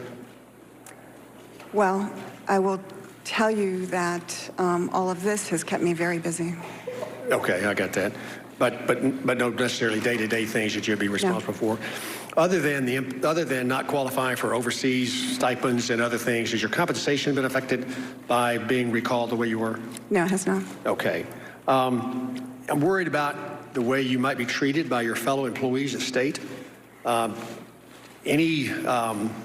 Any negative, they hold you in less high regard than they used to as a result of this? Do they shun you at the lunch counter? Do they treat you badly as a result of the way you were treated by the president? I've actually received an outpouring of support from my colleagues. So the folks that you respect the most still respect you and appear to hold you in high regard and high affection? They do. Okay. George Kent was in here a couple of days ago. He made some exemplary statements about you, really glowing. All of us, I think, would like to be the recipient of something that worthy, and I believe you are as well. Any reason on earth that you can think of that George Kent would be saying that because of some reason other than the fact that he believes it in his heart of hearts? Like what? Well, I mean, like somebody paid him to do it. Oh. No, absolutely Okay, so not. you and I agree that we think he was sincere in that bragging on you, and that's all post-recall episode that was been much of the discussion this morning. Well, I'm glad that your colleagues, I would have expected nothing any different from your colleagues at State to continue to treat you with the high regard that you've earned over all these years of great service, and I hope that whatever you decide to do after the Georgetown Fellowship, that you're as successful there as you've been in the first 33 years. With that, I yield the balance of my time to Mr. Jordan. I have a unanimous consent request that an article entitled "Whistleblower is expected to testify soon," House Intelligence Chairman Schiff says, Wall Street Journal, September 29th, 2019, be included in the record. Without objection. I have a unanimous consent request that an article entitled "Whistleblower Reaches Agreement to Testify will appear very soon," Representative Adam Schiff says, USA Today, September 29th, 2019. Without objection. I have a unanimous consent request, article entitled "Schiff Confirms Tentative Agreement for Whistleblower to Testify Before House Intelligence Committee," CNN, September 29th, 2019. Without objection. I have a unanimous consent request. Intelligence panel has deal to hear whistleblowers' testimony, says Schiff, Washington Post, September 29th, 2019. Without objection. I have a unanimous consent request. An article entitled "Whistleblower Reportedly Agrees to Testify Before House Intelligence Committee," reported by Schiff, Huffington Post, September 29th, 2019. Without objection. I have a unanimous consent request. An article entitled "Schiff Panel Will Hear from Whistleblower," Arkansas Democrat Gazette, September 29th, 2019. Without objection. The time of the gentleman has expired. I now recognize Ms. Sewell. Thank you, Mr. Chairman. Ambassador, in your prior testimony, you spoke so movingly about your family background. You stated that your parents fled communist and Nazi regimes and that they valued freedom and democracy offered in America, having experienced totalitarian regimes. Did that have any effect on your desire to enter into the United States Foreign Service? Yes, it did. Did you always know that you wanted to be in the Foreign Service? I look at your background, and it is perfectly suited for what you're doing. I note that you have studied at the Pushinsky State Russian Language Institute in Russia to learn Russian. Yeah. That you have do you also have an MS from the National Defense University National War College? Yes. I even noticed that you earned your undergraduate degree in history and Russian studies in college, and coincidentally, that was also my college. But I wanted, and you definitely are doing Princeton in the nation's service by what you do every day. But I really want to know how it felt to have your reputation sullied, not for state and nation, but for personal gain. You spoke about how your service is not just your own personal service, it affects your family. And today we've seen you as this former ambassador, this 33-year veteran of the Foreign Service. But I want to know about you personally and how this has affected you personally and your family. Yeah, it's been a difficult time. I mean, I'm a private person. I don't want to put all that out there, but it's been a very, very difficult time because the president does have the right to have his own or her own ambassador in every country in the world. But does the president have the right to actually malign people's character? I mean, it may not be against any law, but I would think that it would be against decorum and decency. I mean, there's a question as to why the kind of campaign to get me out of Ukraine happened. Because all the president has to do is say he wants a different ambassador. And in my line of work, perhaps in your line of work as well, all we have is our reputation. And so this has been a very painful period. How has it affected your family? I really don't want to get into that, but Thank you for asking. Because I do care. I also want to know how you think it affected your fellow colleagues in the Foreign Service. My Republican colleagues have said that since you received such adulation from and embracing from your own fellow colleagues, that what occurred, the incident that occurred with the president and his cronies, you know, maligning your reputation, how has that had a chilling effect on the ability and the morale within the Foreign Service? Can you speak to that? Yeah, I think that it has had exactly that, a chilling effect, not only in Embassy Kyiv, but throughout the State Department, because people don't know kind of whether their efforts to pursue our stated policy are going to be supported. And that is a dangerous place to be. Now, for the record, my Republican colleagues will probably try to paint you as a never-Trumper. Are you a never-Trumper? No.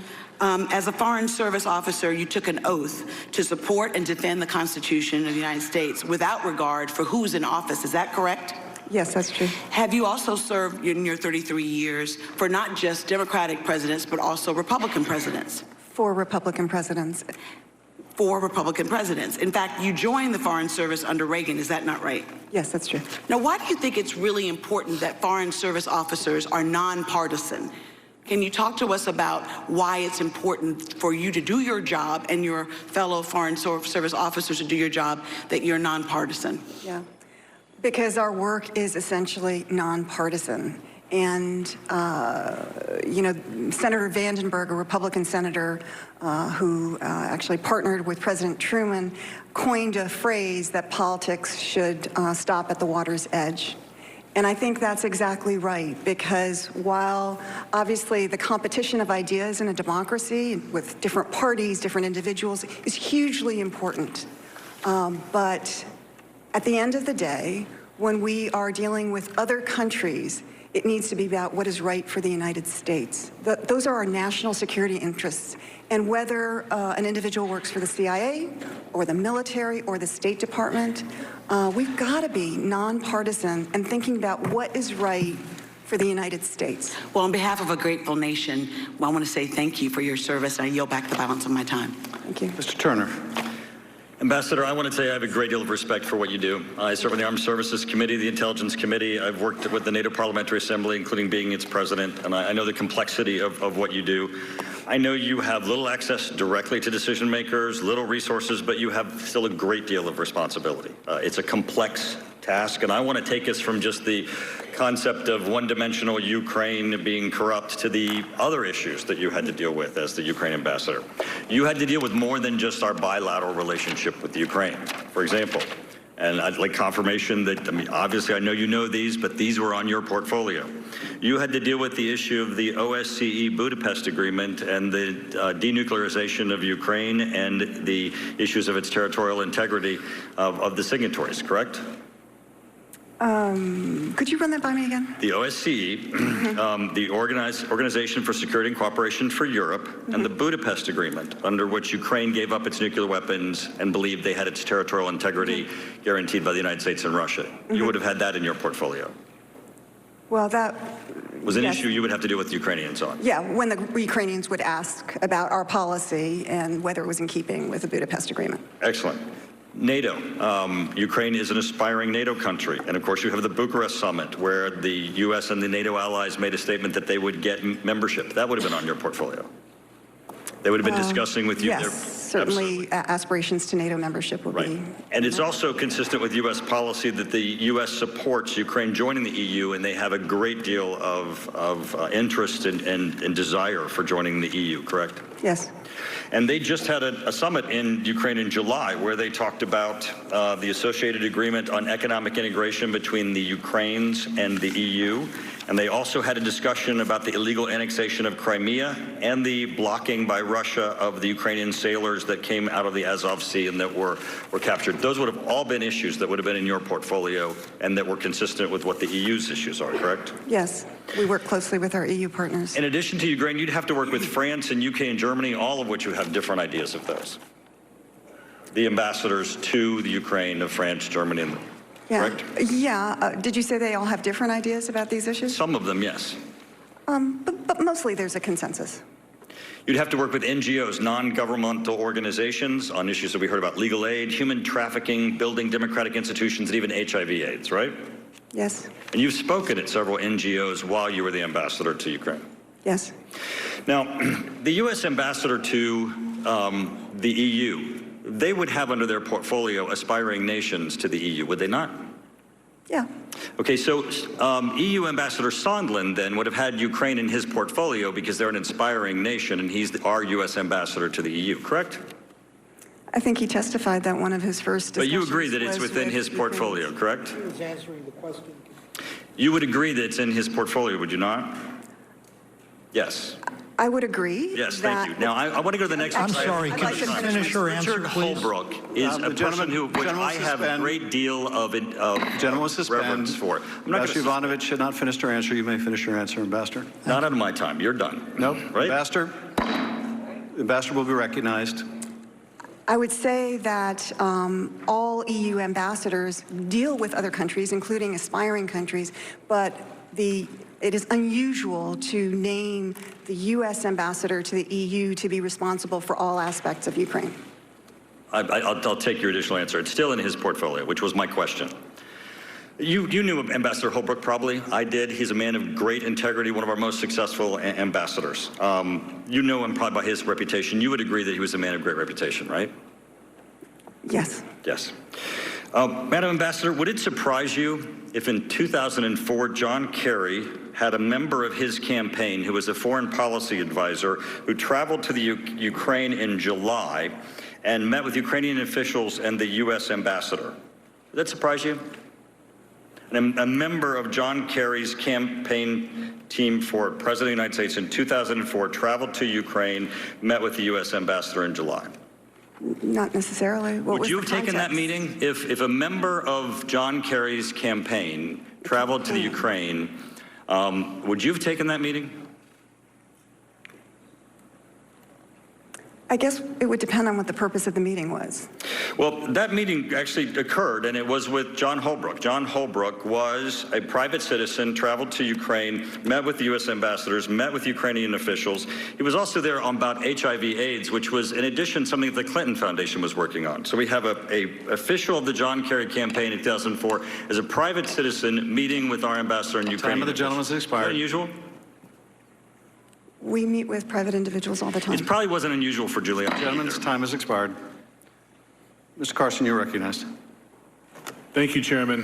Thank you, Madam Ambassador. Madam Ambassador, returning to the topic of corruption, we heard evidence that you were successful at promoting efforts to address corruption. On Wednesday, in testifying about your very sterling career as a champion of anti-corruption efforts in Ukraine, Deputy Assistant Secretary George Kent said, quote, "You can't promote principled anti-corruption action without pissing off corrupt people," end quote. It seems that your efforts as ambassador to essentially reform the powerful Prosecutor General's office in Ukraine did exactly that. Madam Ambassador, what concerned you about the Prosecutor General's office when you were the ambassador in Ukraine? What concerned us was that there didn't seem to be any progress in the three overall objectives that Mr. Lutsenko had laid out, most importantly for the Ukrainian people, but also the international community. So the first thing was reforming the Prosecutor General's office. It's a tremendously powerful office where they had authority not only to conduct investigations, so an FBI-like function, but also to do the actual prosecution. So very, very wide powers, which is part of that Soviet legacy. And there just wasn't a lot of progress in that. There wasn't a lot of progress in handling personnel issues and how the structure should be organized and who should have the important jobs, because some of the people in those jobs were known to, were considered to be corrupt themselves. Secondly, the issue that was tremendously important to the Ukrainian people of bringing justice to the over 100 people who died on the Maidan during the Revolution of Dignity in 2014. Nobody has been held accountable for that. And that is, you know, kind of an open wound for the Ukrainian people. And thirdly, Ukraine needs all the money that it has. And there is a strong belief that former President Yanukovych and those around him made off with over $40 billion. $40 billion, that's a lot in the US. It's a huge amount of money in Ukraine. And so, again, nobody has, none of that money has really been, I think maybe $1 billion was repatriated, but the rest of it is still missing. Madam Ambassador, was the head of that office corrupt? We believe so. And you got the sense, did you not, that he was a driving force behind some of the attacks against you? I did. Which ultimately led to your removal, correct? Yes. But it wasn't just him. His allegations were picked up and spread by Mr. Giuliani and Donald Trump Jr., were they not? Yes. So let me get this straight. You were effective at fighting corruption in the Ukraine. Fighting that corruption was important to the national security of the United States, and you were punished for that, ultimately being removed from your post by the President of the United States.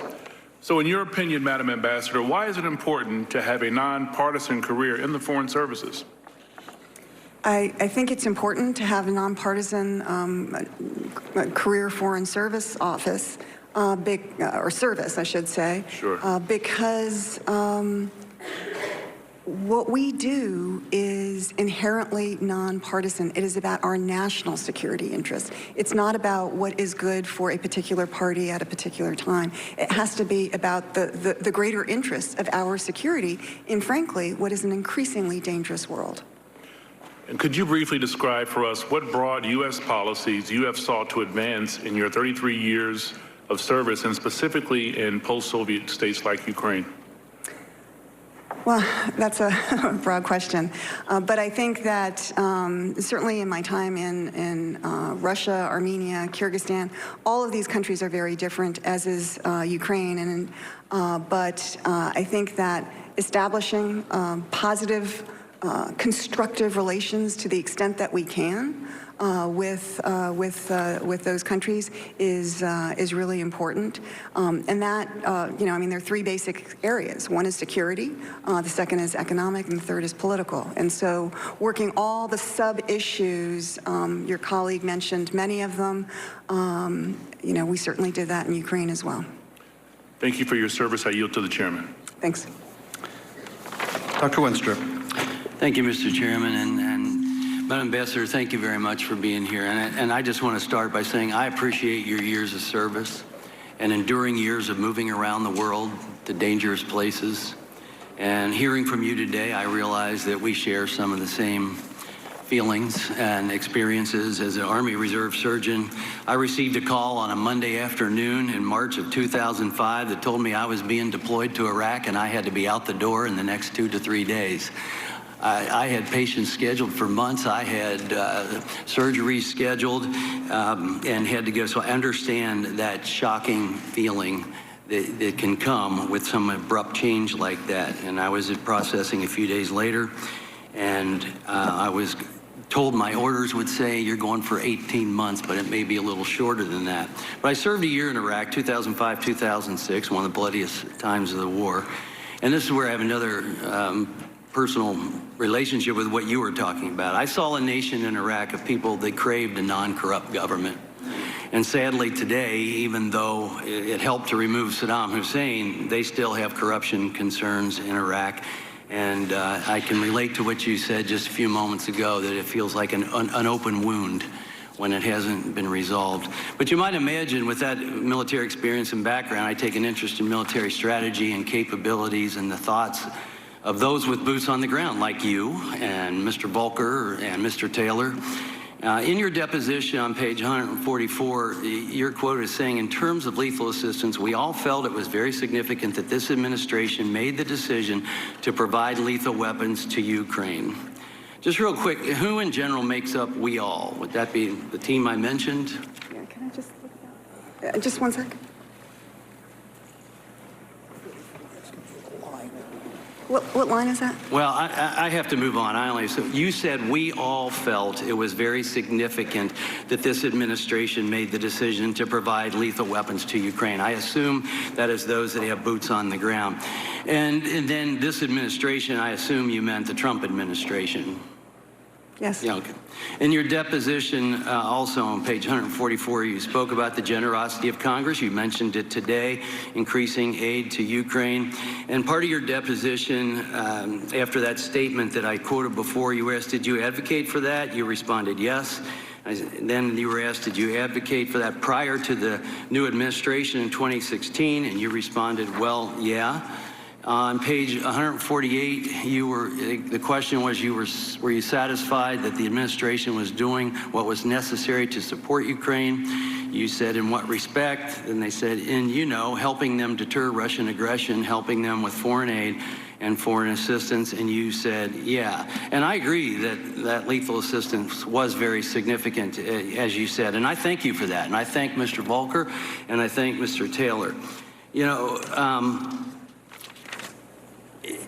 Acting Ambassador Taylor was here Wednesday. He testified about the president's decision to withhold lethal aid. And he said the president felt it might provoke Russia. And Mr. Taylor contested then that Russia has already been provoked and they have invaded the Ukraine. President Obama had the right to make his own foreign policy and make his own decisions as president of the United States, correct?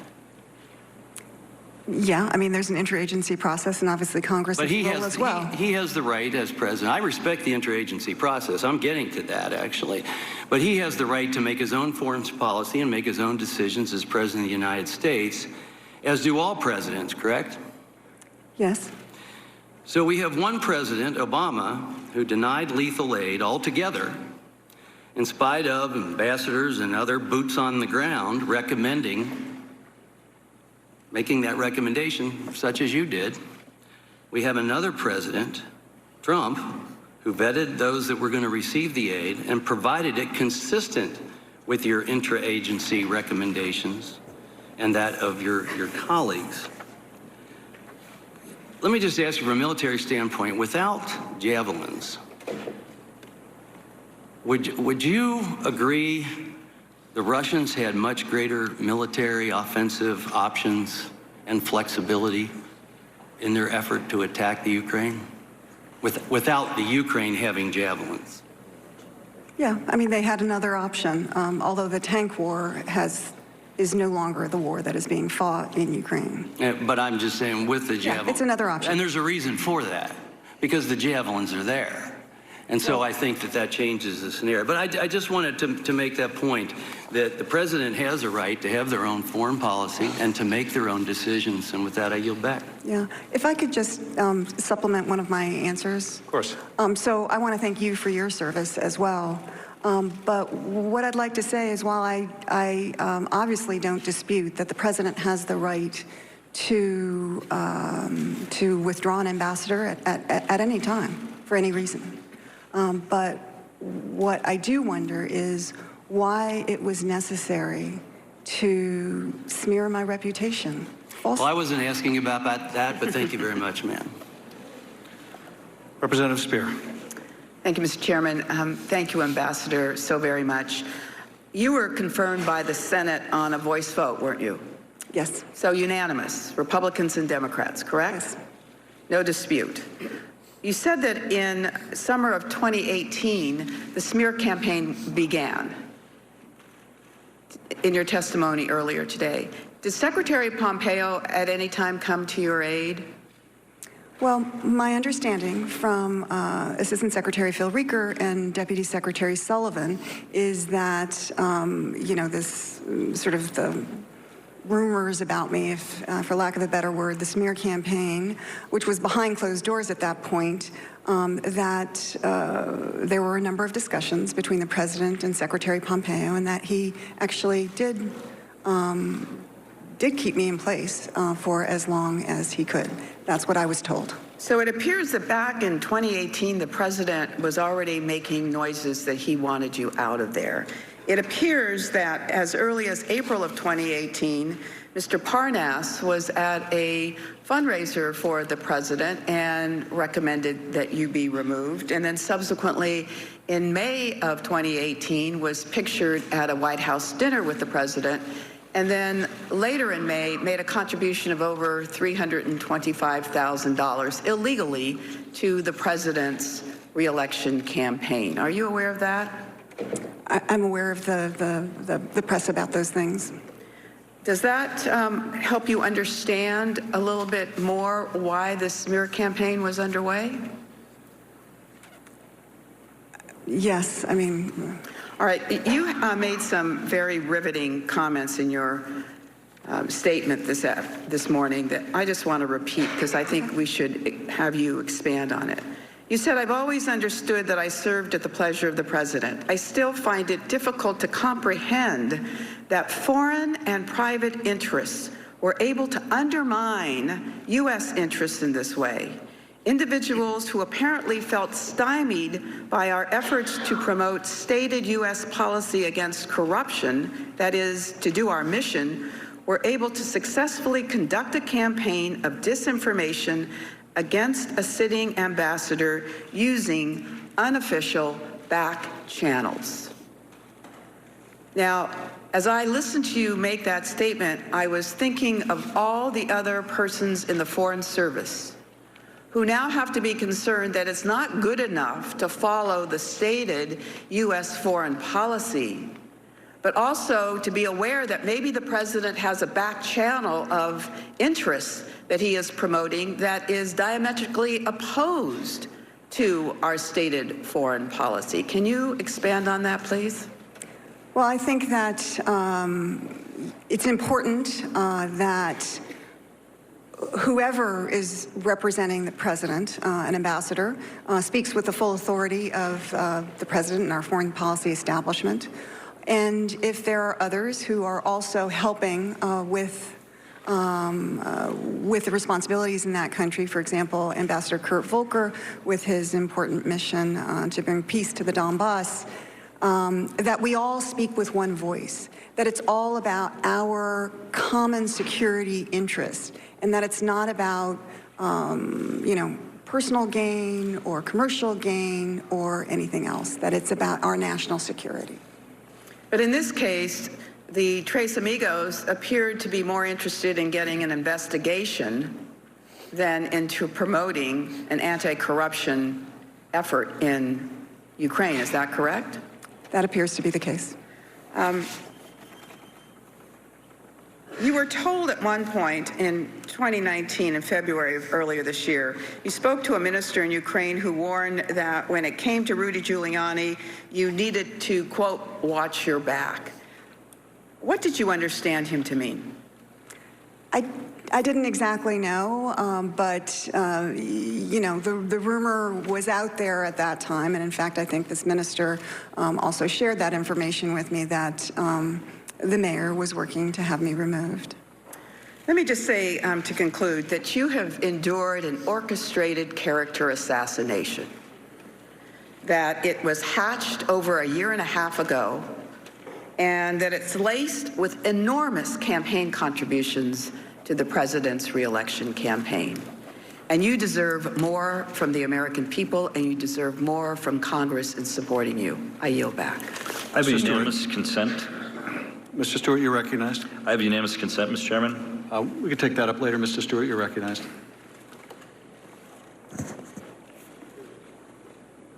Thank you, Mr. Chairman and others. And Ambassador, thank you for being with us here today. Welcome, as I said a couple of days ago, to the witnesses. Welcome to year 4 of the impeachment proceedings. I'm sorry that you've gotten drugged into this. For 3 years, we've heard these outrageous and frankly unbelievable accusations regarding Russian collusion. Accusations that we now know are absolute nonsense. That there was no basis at all, despite promises from some members of this committee that they had secret proof that would prove this collusion. And again, we know that it was nonsense. But now in year 4, we apparently move on to Ukraine and quid pro quo, culminating yesterday when the Speaker announced that the President would indeed be impeached and removed for office for bribery. And with that statement, I would now feel compelled to ask you, Madam Ambassador, as you see it here before us, very simply and directly, do you have any information regarding the President of the United States accepting any bribes? No.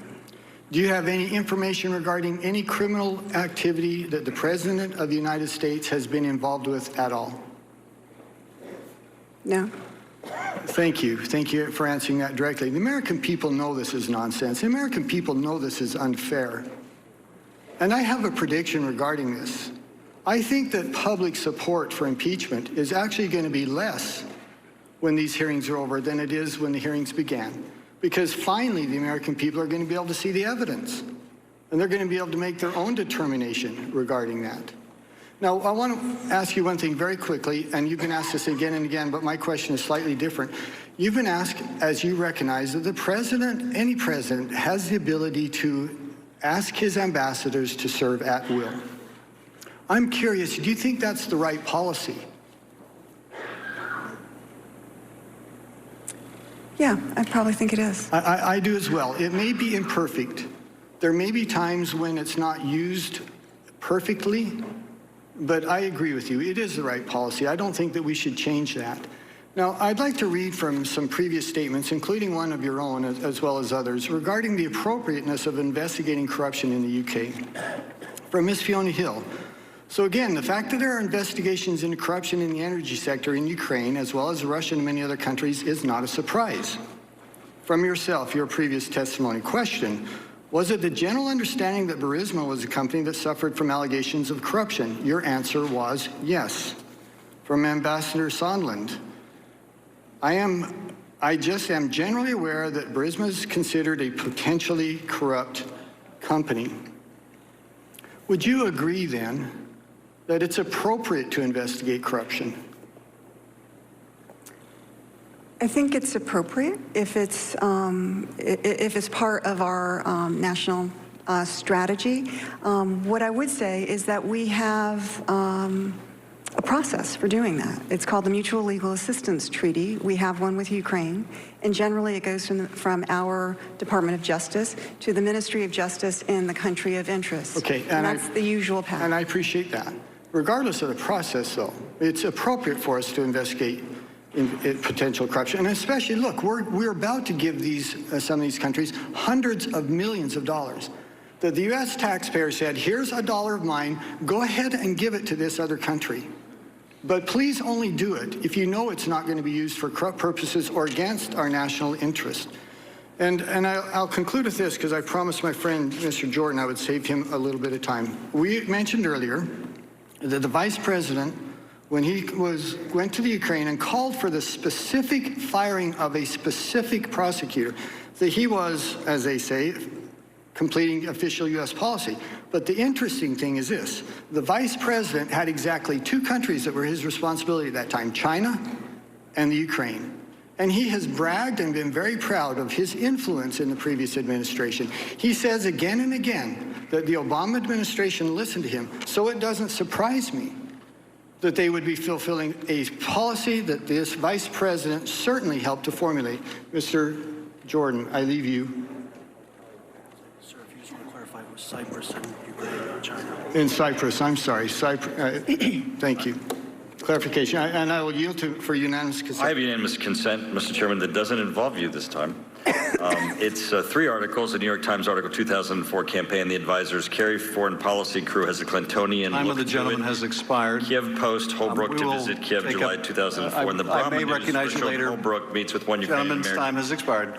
organization. I'd like to have that unanimous Mr. Quigley, consent, you're Mr. recognized. Chairman. Mr. Quigley, you're recognized. Thank you, Madam Ambassador. It's like a Hallmark movie. You ended up at Georgetown. This is all okay.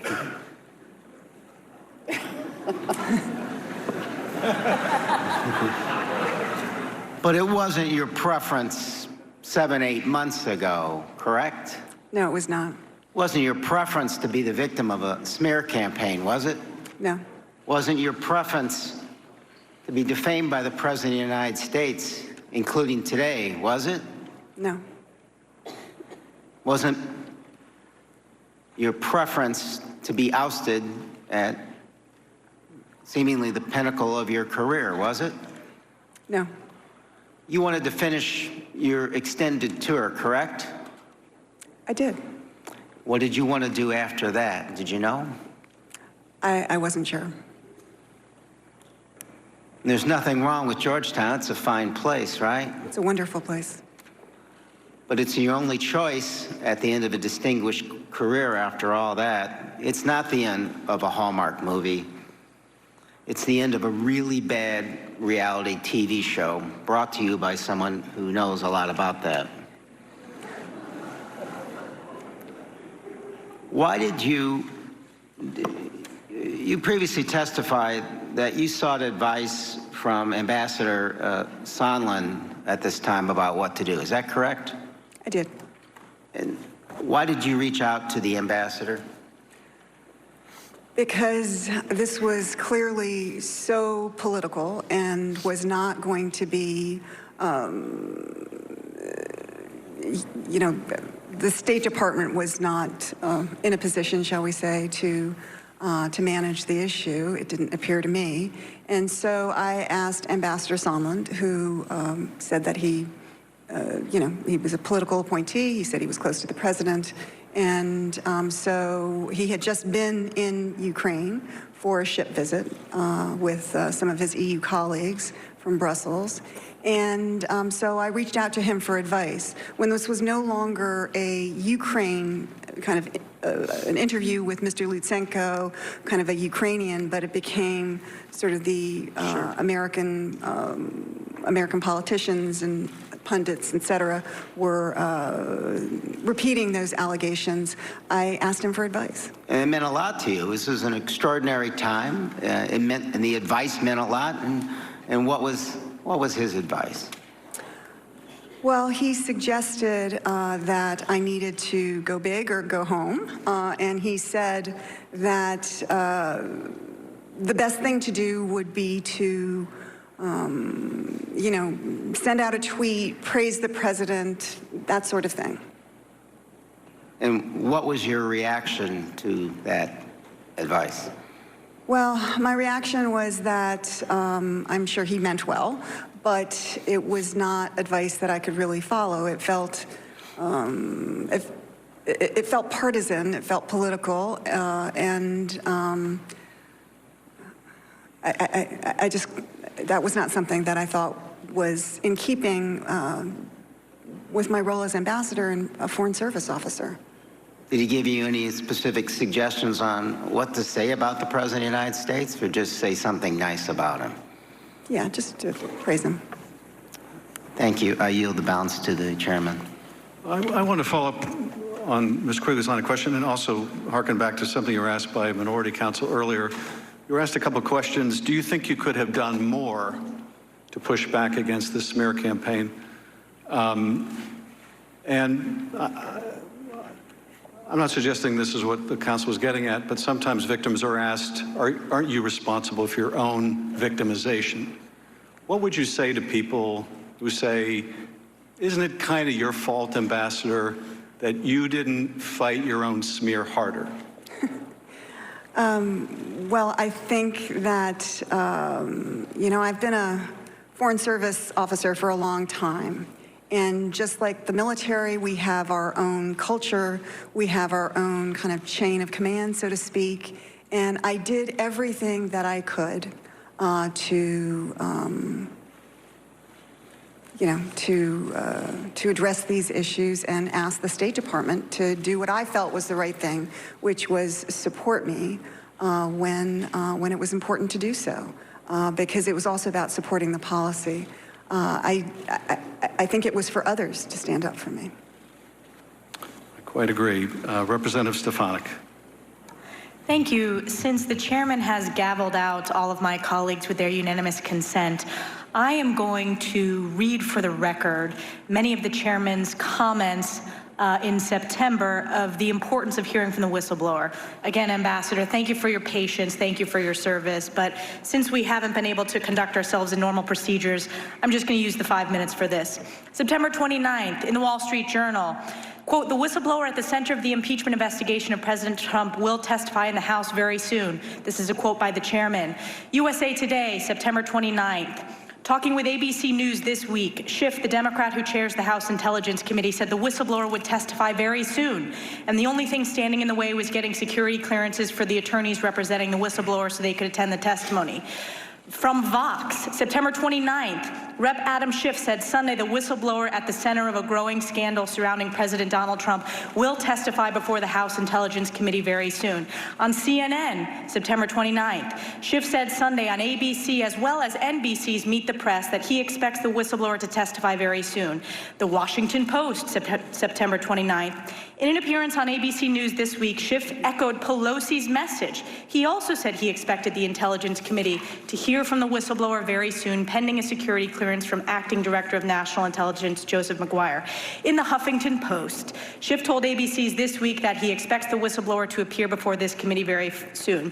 In the New York Post, quote, we'll get the unfiltered testimony of that whistleblower.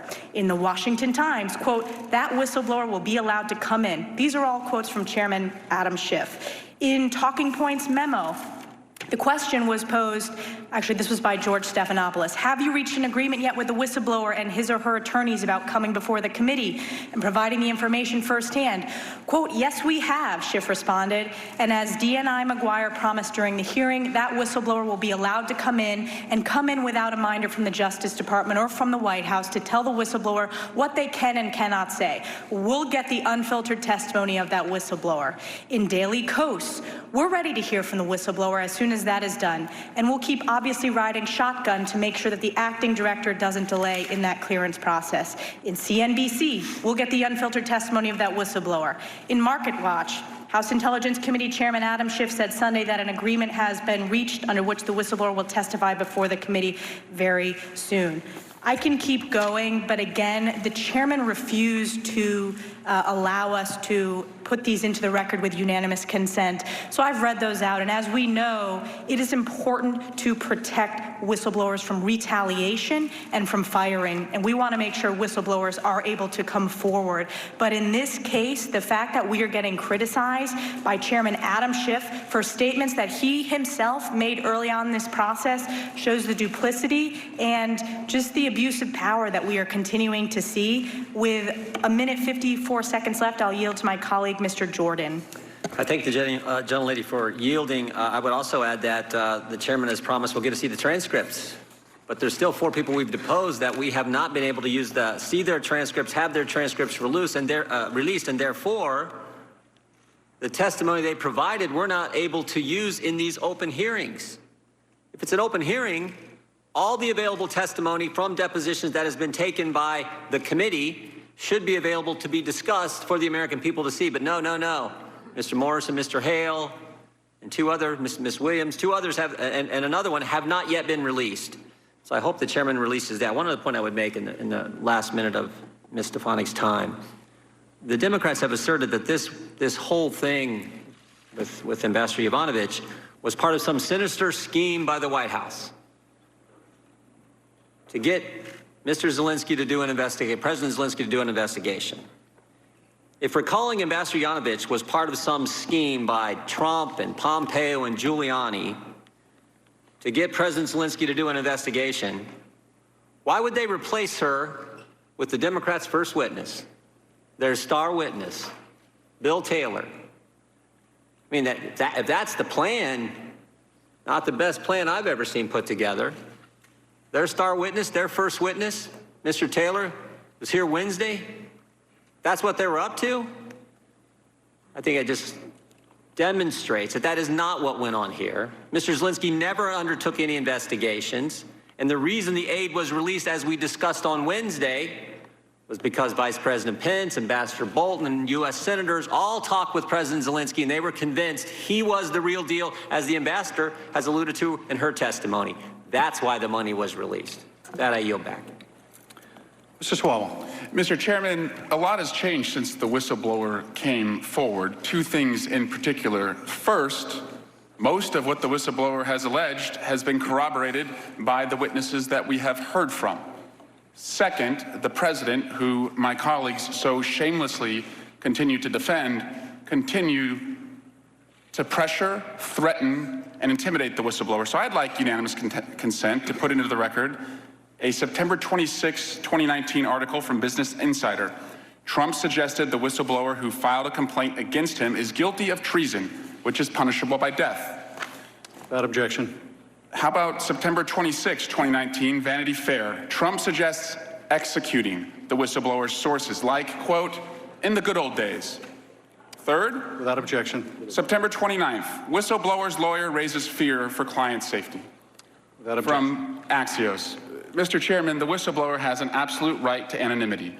The whistleblower's lawyer has said that he fears for his personal safety and will only answer questions now in writing. I wish my colleagues would join me in protecting the whistleblower's right to anonymity. But here, Ms. Yovanovitch, we are here to talk about you and what you witnessed.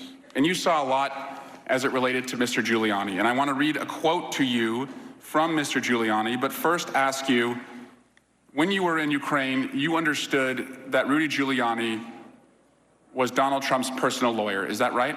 Yes, that's right. Are you familiar with Rudy Giuliani's quote in the New York Times describing himself as the lawyer, saying, quote, he basically knows what I'm doing, comma, sure, as his lawyer. Were you familiar with that quote? It sounds familiar. And you have a lawyer with you today, Ms. Yovanovitch. Mm-hmm. And you understand that lawyers act on their client's behalf, is that right? Yes. That it would be improper for a lawyer to go outside any directive that a client gives, is that right? That's my understanding. Are you familiar with a New York Times story on May 9, 2019, where Rudy Giuliani says that he intends to visit Ukraine and says, we're not meddling in an election, we're meddling in an investigation. Are you familiar with that quote? Yes. That's 11 days before you were removed as ambassador, is that right? Yes. He is talking publicly about designs on coming to Ukraine. But what I think is interesting is that Mr. Giuliani says, we're, as in we are. He doesn't say I am not meddling in an election. He doesn't say I'm not meddling in an investigation. He says we. He's speaking for himself and his client. And I want to talk about that quote, we're not meddling in an election, we're meddling in an investigation. Is it proper for you or anyone who acts on behalf of the United States government to meddle in an investigation? No, I don't believe so. Why not? Well, there are law enforcement channels, and things need to be handled properly and without any kind of political bias. Now, this anti-corruption crusader, President Trump, who my colleagues have touted out as having such a great interest in anti-corruption, in both the calls that have been referenced today, the August 21 call and the July 25 call, isn't it true that President Trump never mentions the word corruption? Yes, that's true. And as far as the foreign aid that my colleagues keep saying, well, he can't be guilty, he didn't complete the cheat, the aid went to the Ukrainians, isn't it true that the only reason the aid, or the only time the aid went to the Ukrainians, was after the whistleblower complaint became public? Yes, it was after the whistleblower complaint became public. So you don't really get points when you get your hand caught in the cookie jar and someone says, hey, he's got his hand in the cookie jar, and then you take your hand out, which is essentially what my Republican colleagues and the president are trying to take credit for. Finally, I want to put up the disgusting tweet from the president today, where he attacks your character. But I think I know who you are, Ambassador. I think the country knows who you are. He smeared you when you were in Ukraine. He smeared you on that phone call with President Zelensky on July 25. He is smearing you right now as you are testifying. Ambassador Yovanovitch, are the president's smears going to stop you from fighting corruption? Well, I will continue with my work. And if your country asks you again to fight corruption, will you still do that despite the smears? Yes. Thank you. I yield back. Mr. Hurd.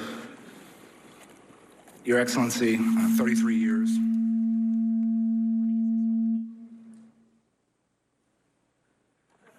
We'll move over here. 33 years, 6 Senior Foreign Service Performance Awards, 5 State Department Superior Honor Awards, the Presidential Distinguished Service Award, and the Secretary's Diplomacy and Human Rights Award. You're tough as nails, and you're smart as hell. And you're a great example of what our ambassadors should be like. You're an honor to your family. You are an honor to the Foreign Service. You are an honor to this country. And I thank you for all that you have done and will continue to do on behalf of your country. Now, I'm nervous about what I'm getting ready to do. I want to do a 5-year history of Ukraine in about 45 seconds. And now that you're a professor, you can grade my paper, okay? Valentine's Day 2014, the Ukrainian people get fed up with the Ukrainian president, Yanukovych, and basically overthrow him. He goes on the run. This was the revolution of dignity. Who was the acting president during that time when Yanukovych went out?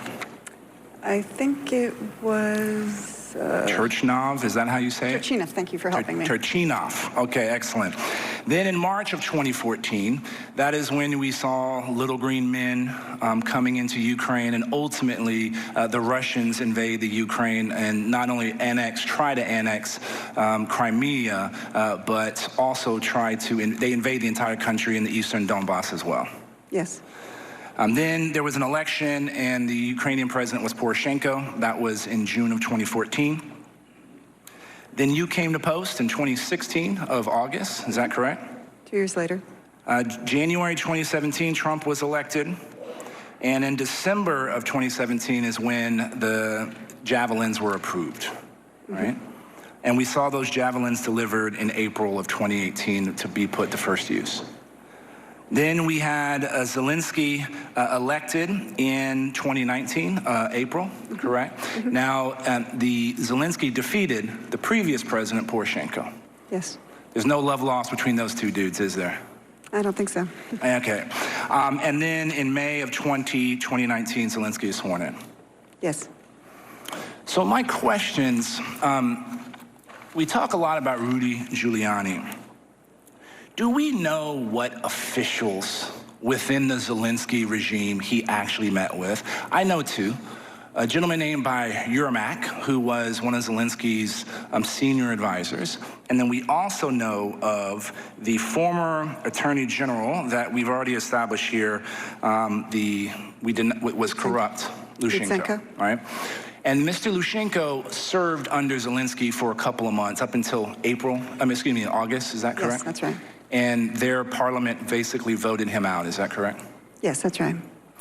So if Rudy Giuliani is trying to influence the Zelensky regime, would a guy that worked under the previous regime, under Poroshenko, be the right guy to do it? So are you saying Mr. Lutsenko? Yes. That he, could you... So did Mr. Lutsenko have much credibility within the Zelensky regime, the current regime? I don't think so. He didn't. Now, Mr. Yermak, do you know of any other Ukrainians that Mr. Giuliani was meeting with that was part of the Zelensky regime?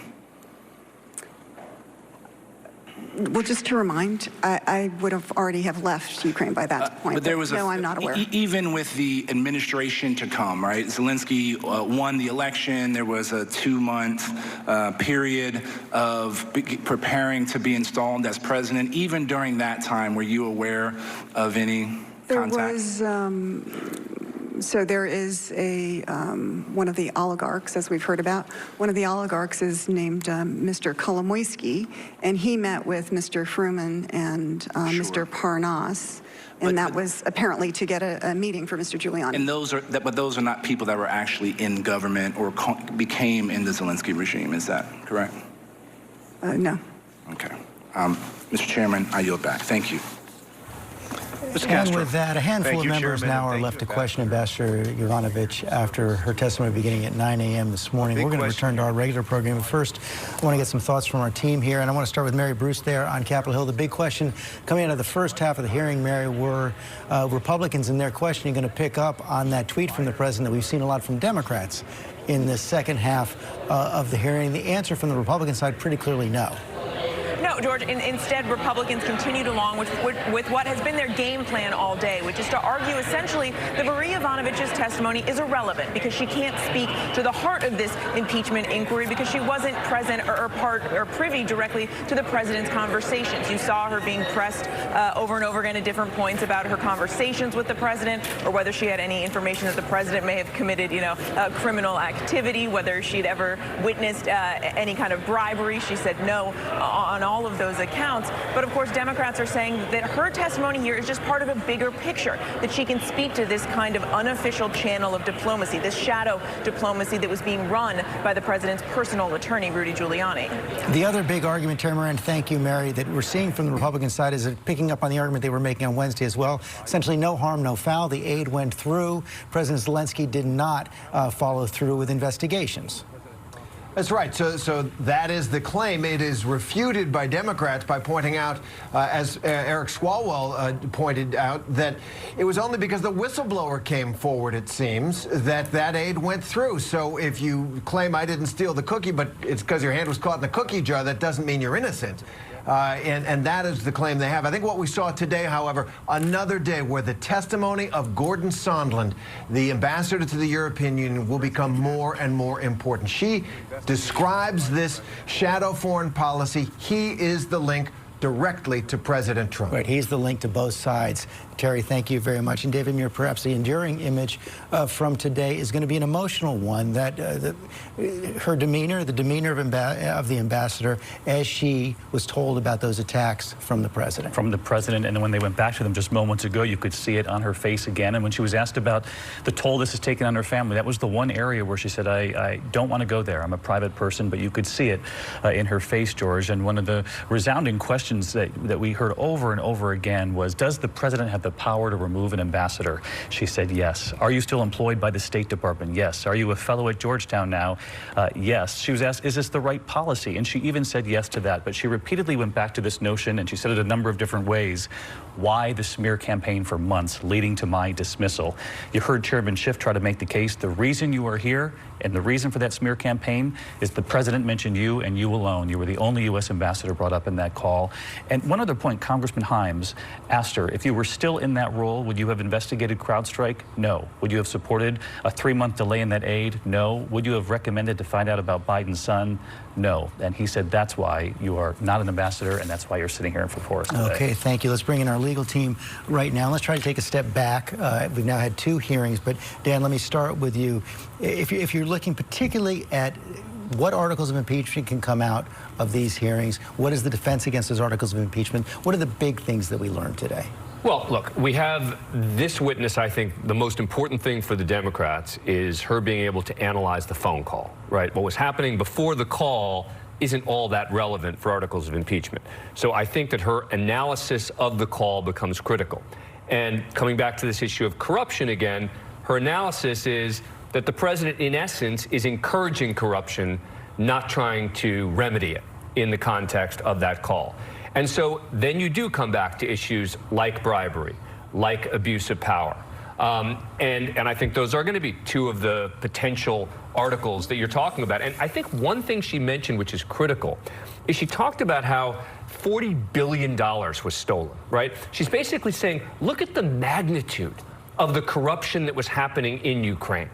And here we are talking about Joe Biden and Hunter Biden and his role on this board, et cetera. But what the corruption she's talking about is massive, systemic corruption that needed to be addressed in Ukraine.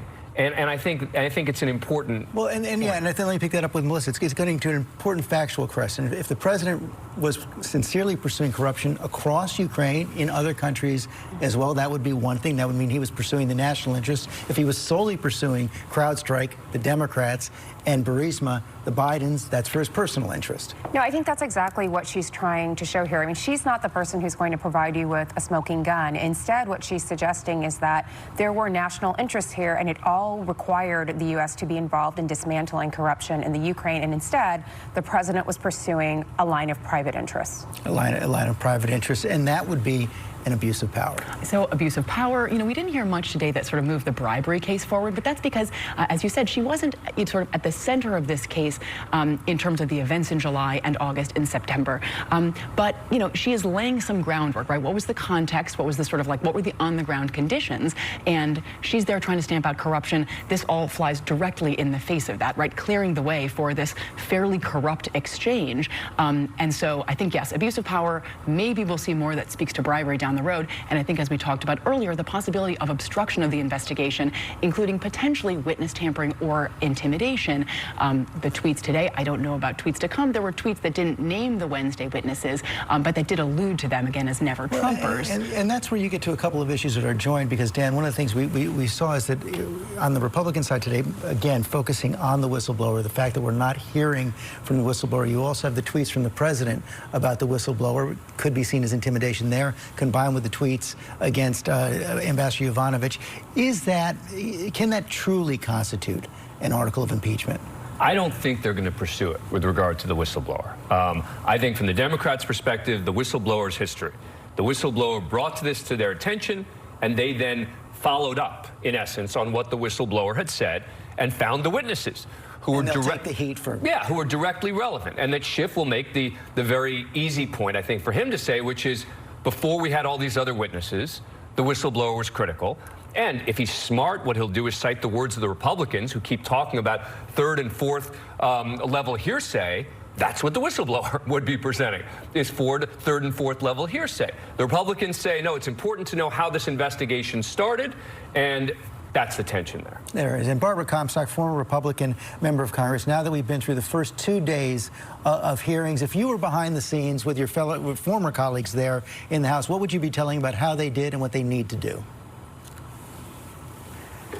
Well, that's a tough one, because I think,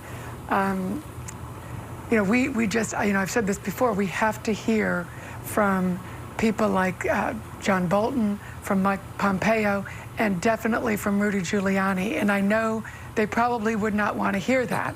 But this case, what this testimony today made clear, is there was a lot of firsthand discussions going on at the State Department and the White House, and probably directly with the president and certainly with Rudy Giuliani, that we have no idea about. And certainly in John Bolton's filing, his attorney has said there were a lot of conversations that haven't been highlighted yet. So while they wouldn't want to hear that, I think if we're going to have a fair process, that's what needs to happen now. And Barbara, from a political perspective, because all members of Congress, of course, have to respond to political motivations as well, it does seem like at least the members on this committee, that lines have hardened even since the first testimony several days ago and several weeks ago. People like Will Hurd and Mike Turner, who earlier were critical of the president's phone call, seem to have fallen in line. Do you think that's locked in at this point?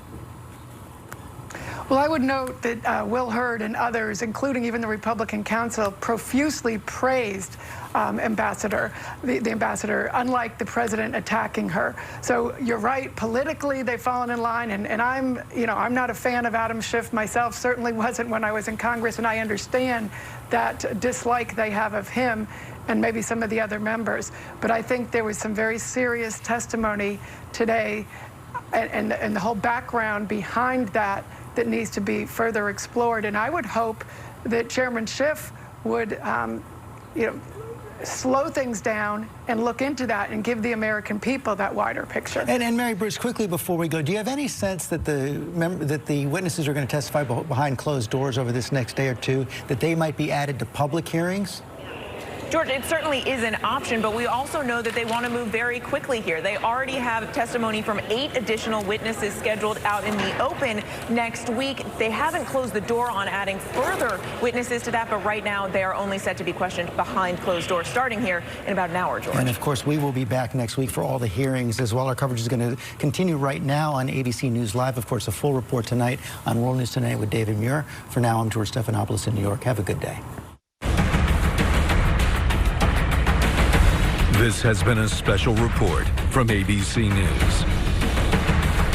Good for you, for heartburn. Acidity foods like tomato sauce. High fat is not good. Tomato-based, creams, chocolates. Unfortunately, all the things, peppermint, the things that we tend to like. I know. But I'm just saying. You know, there's not one person, they're all just like, whatever, Ian. That's what January's for. My job is just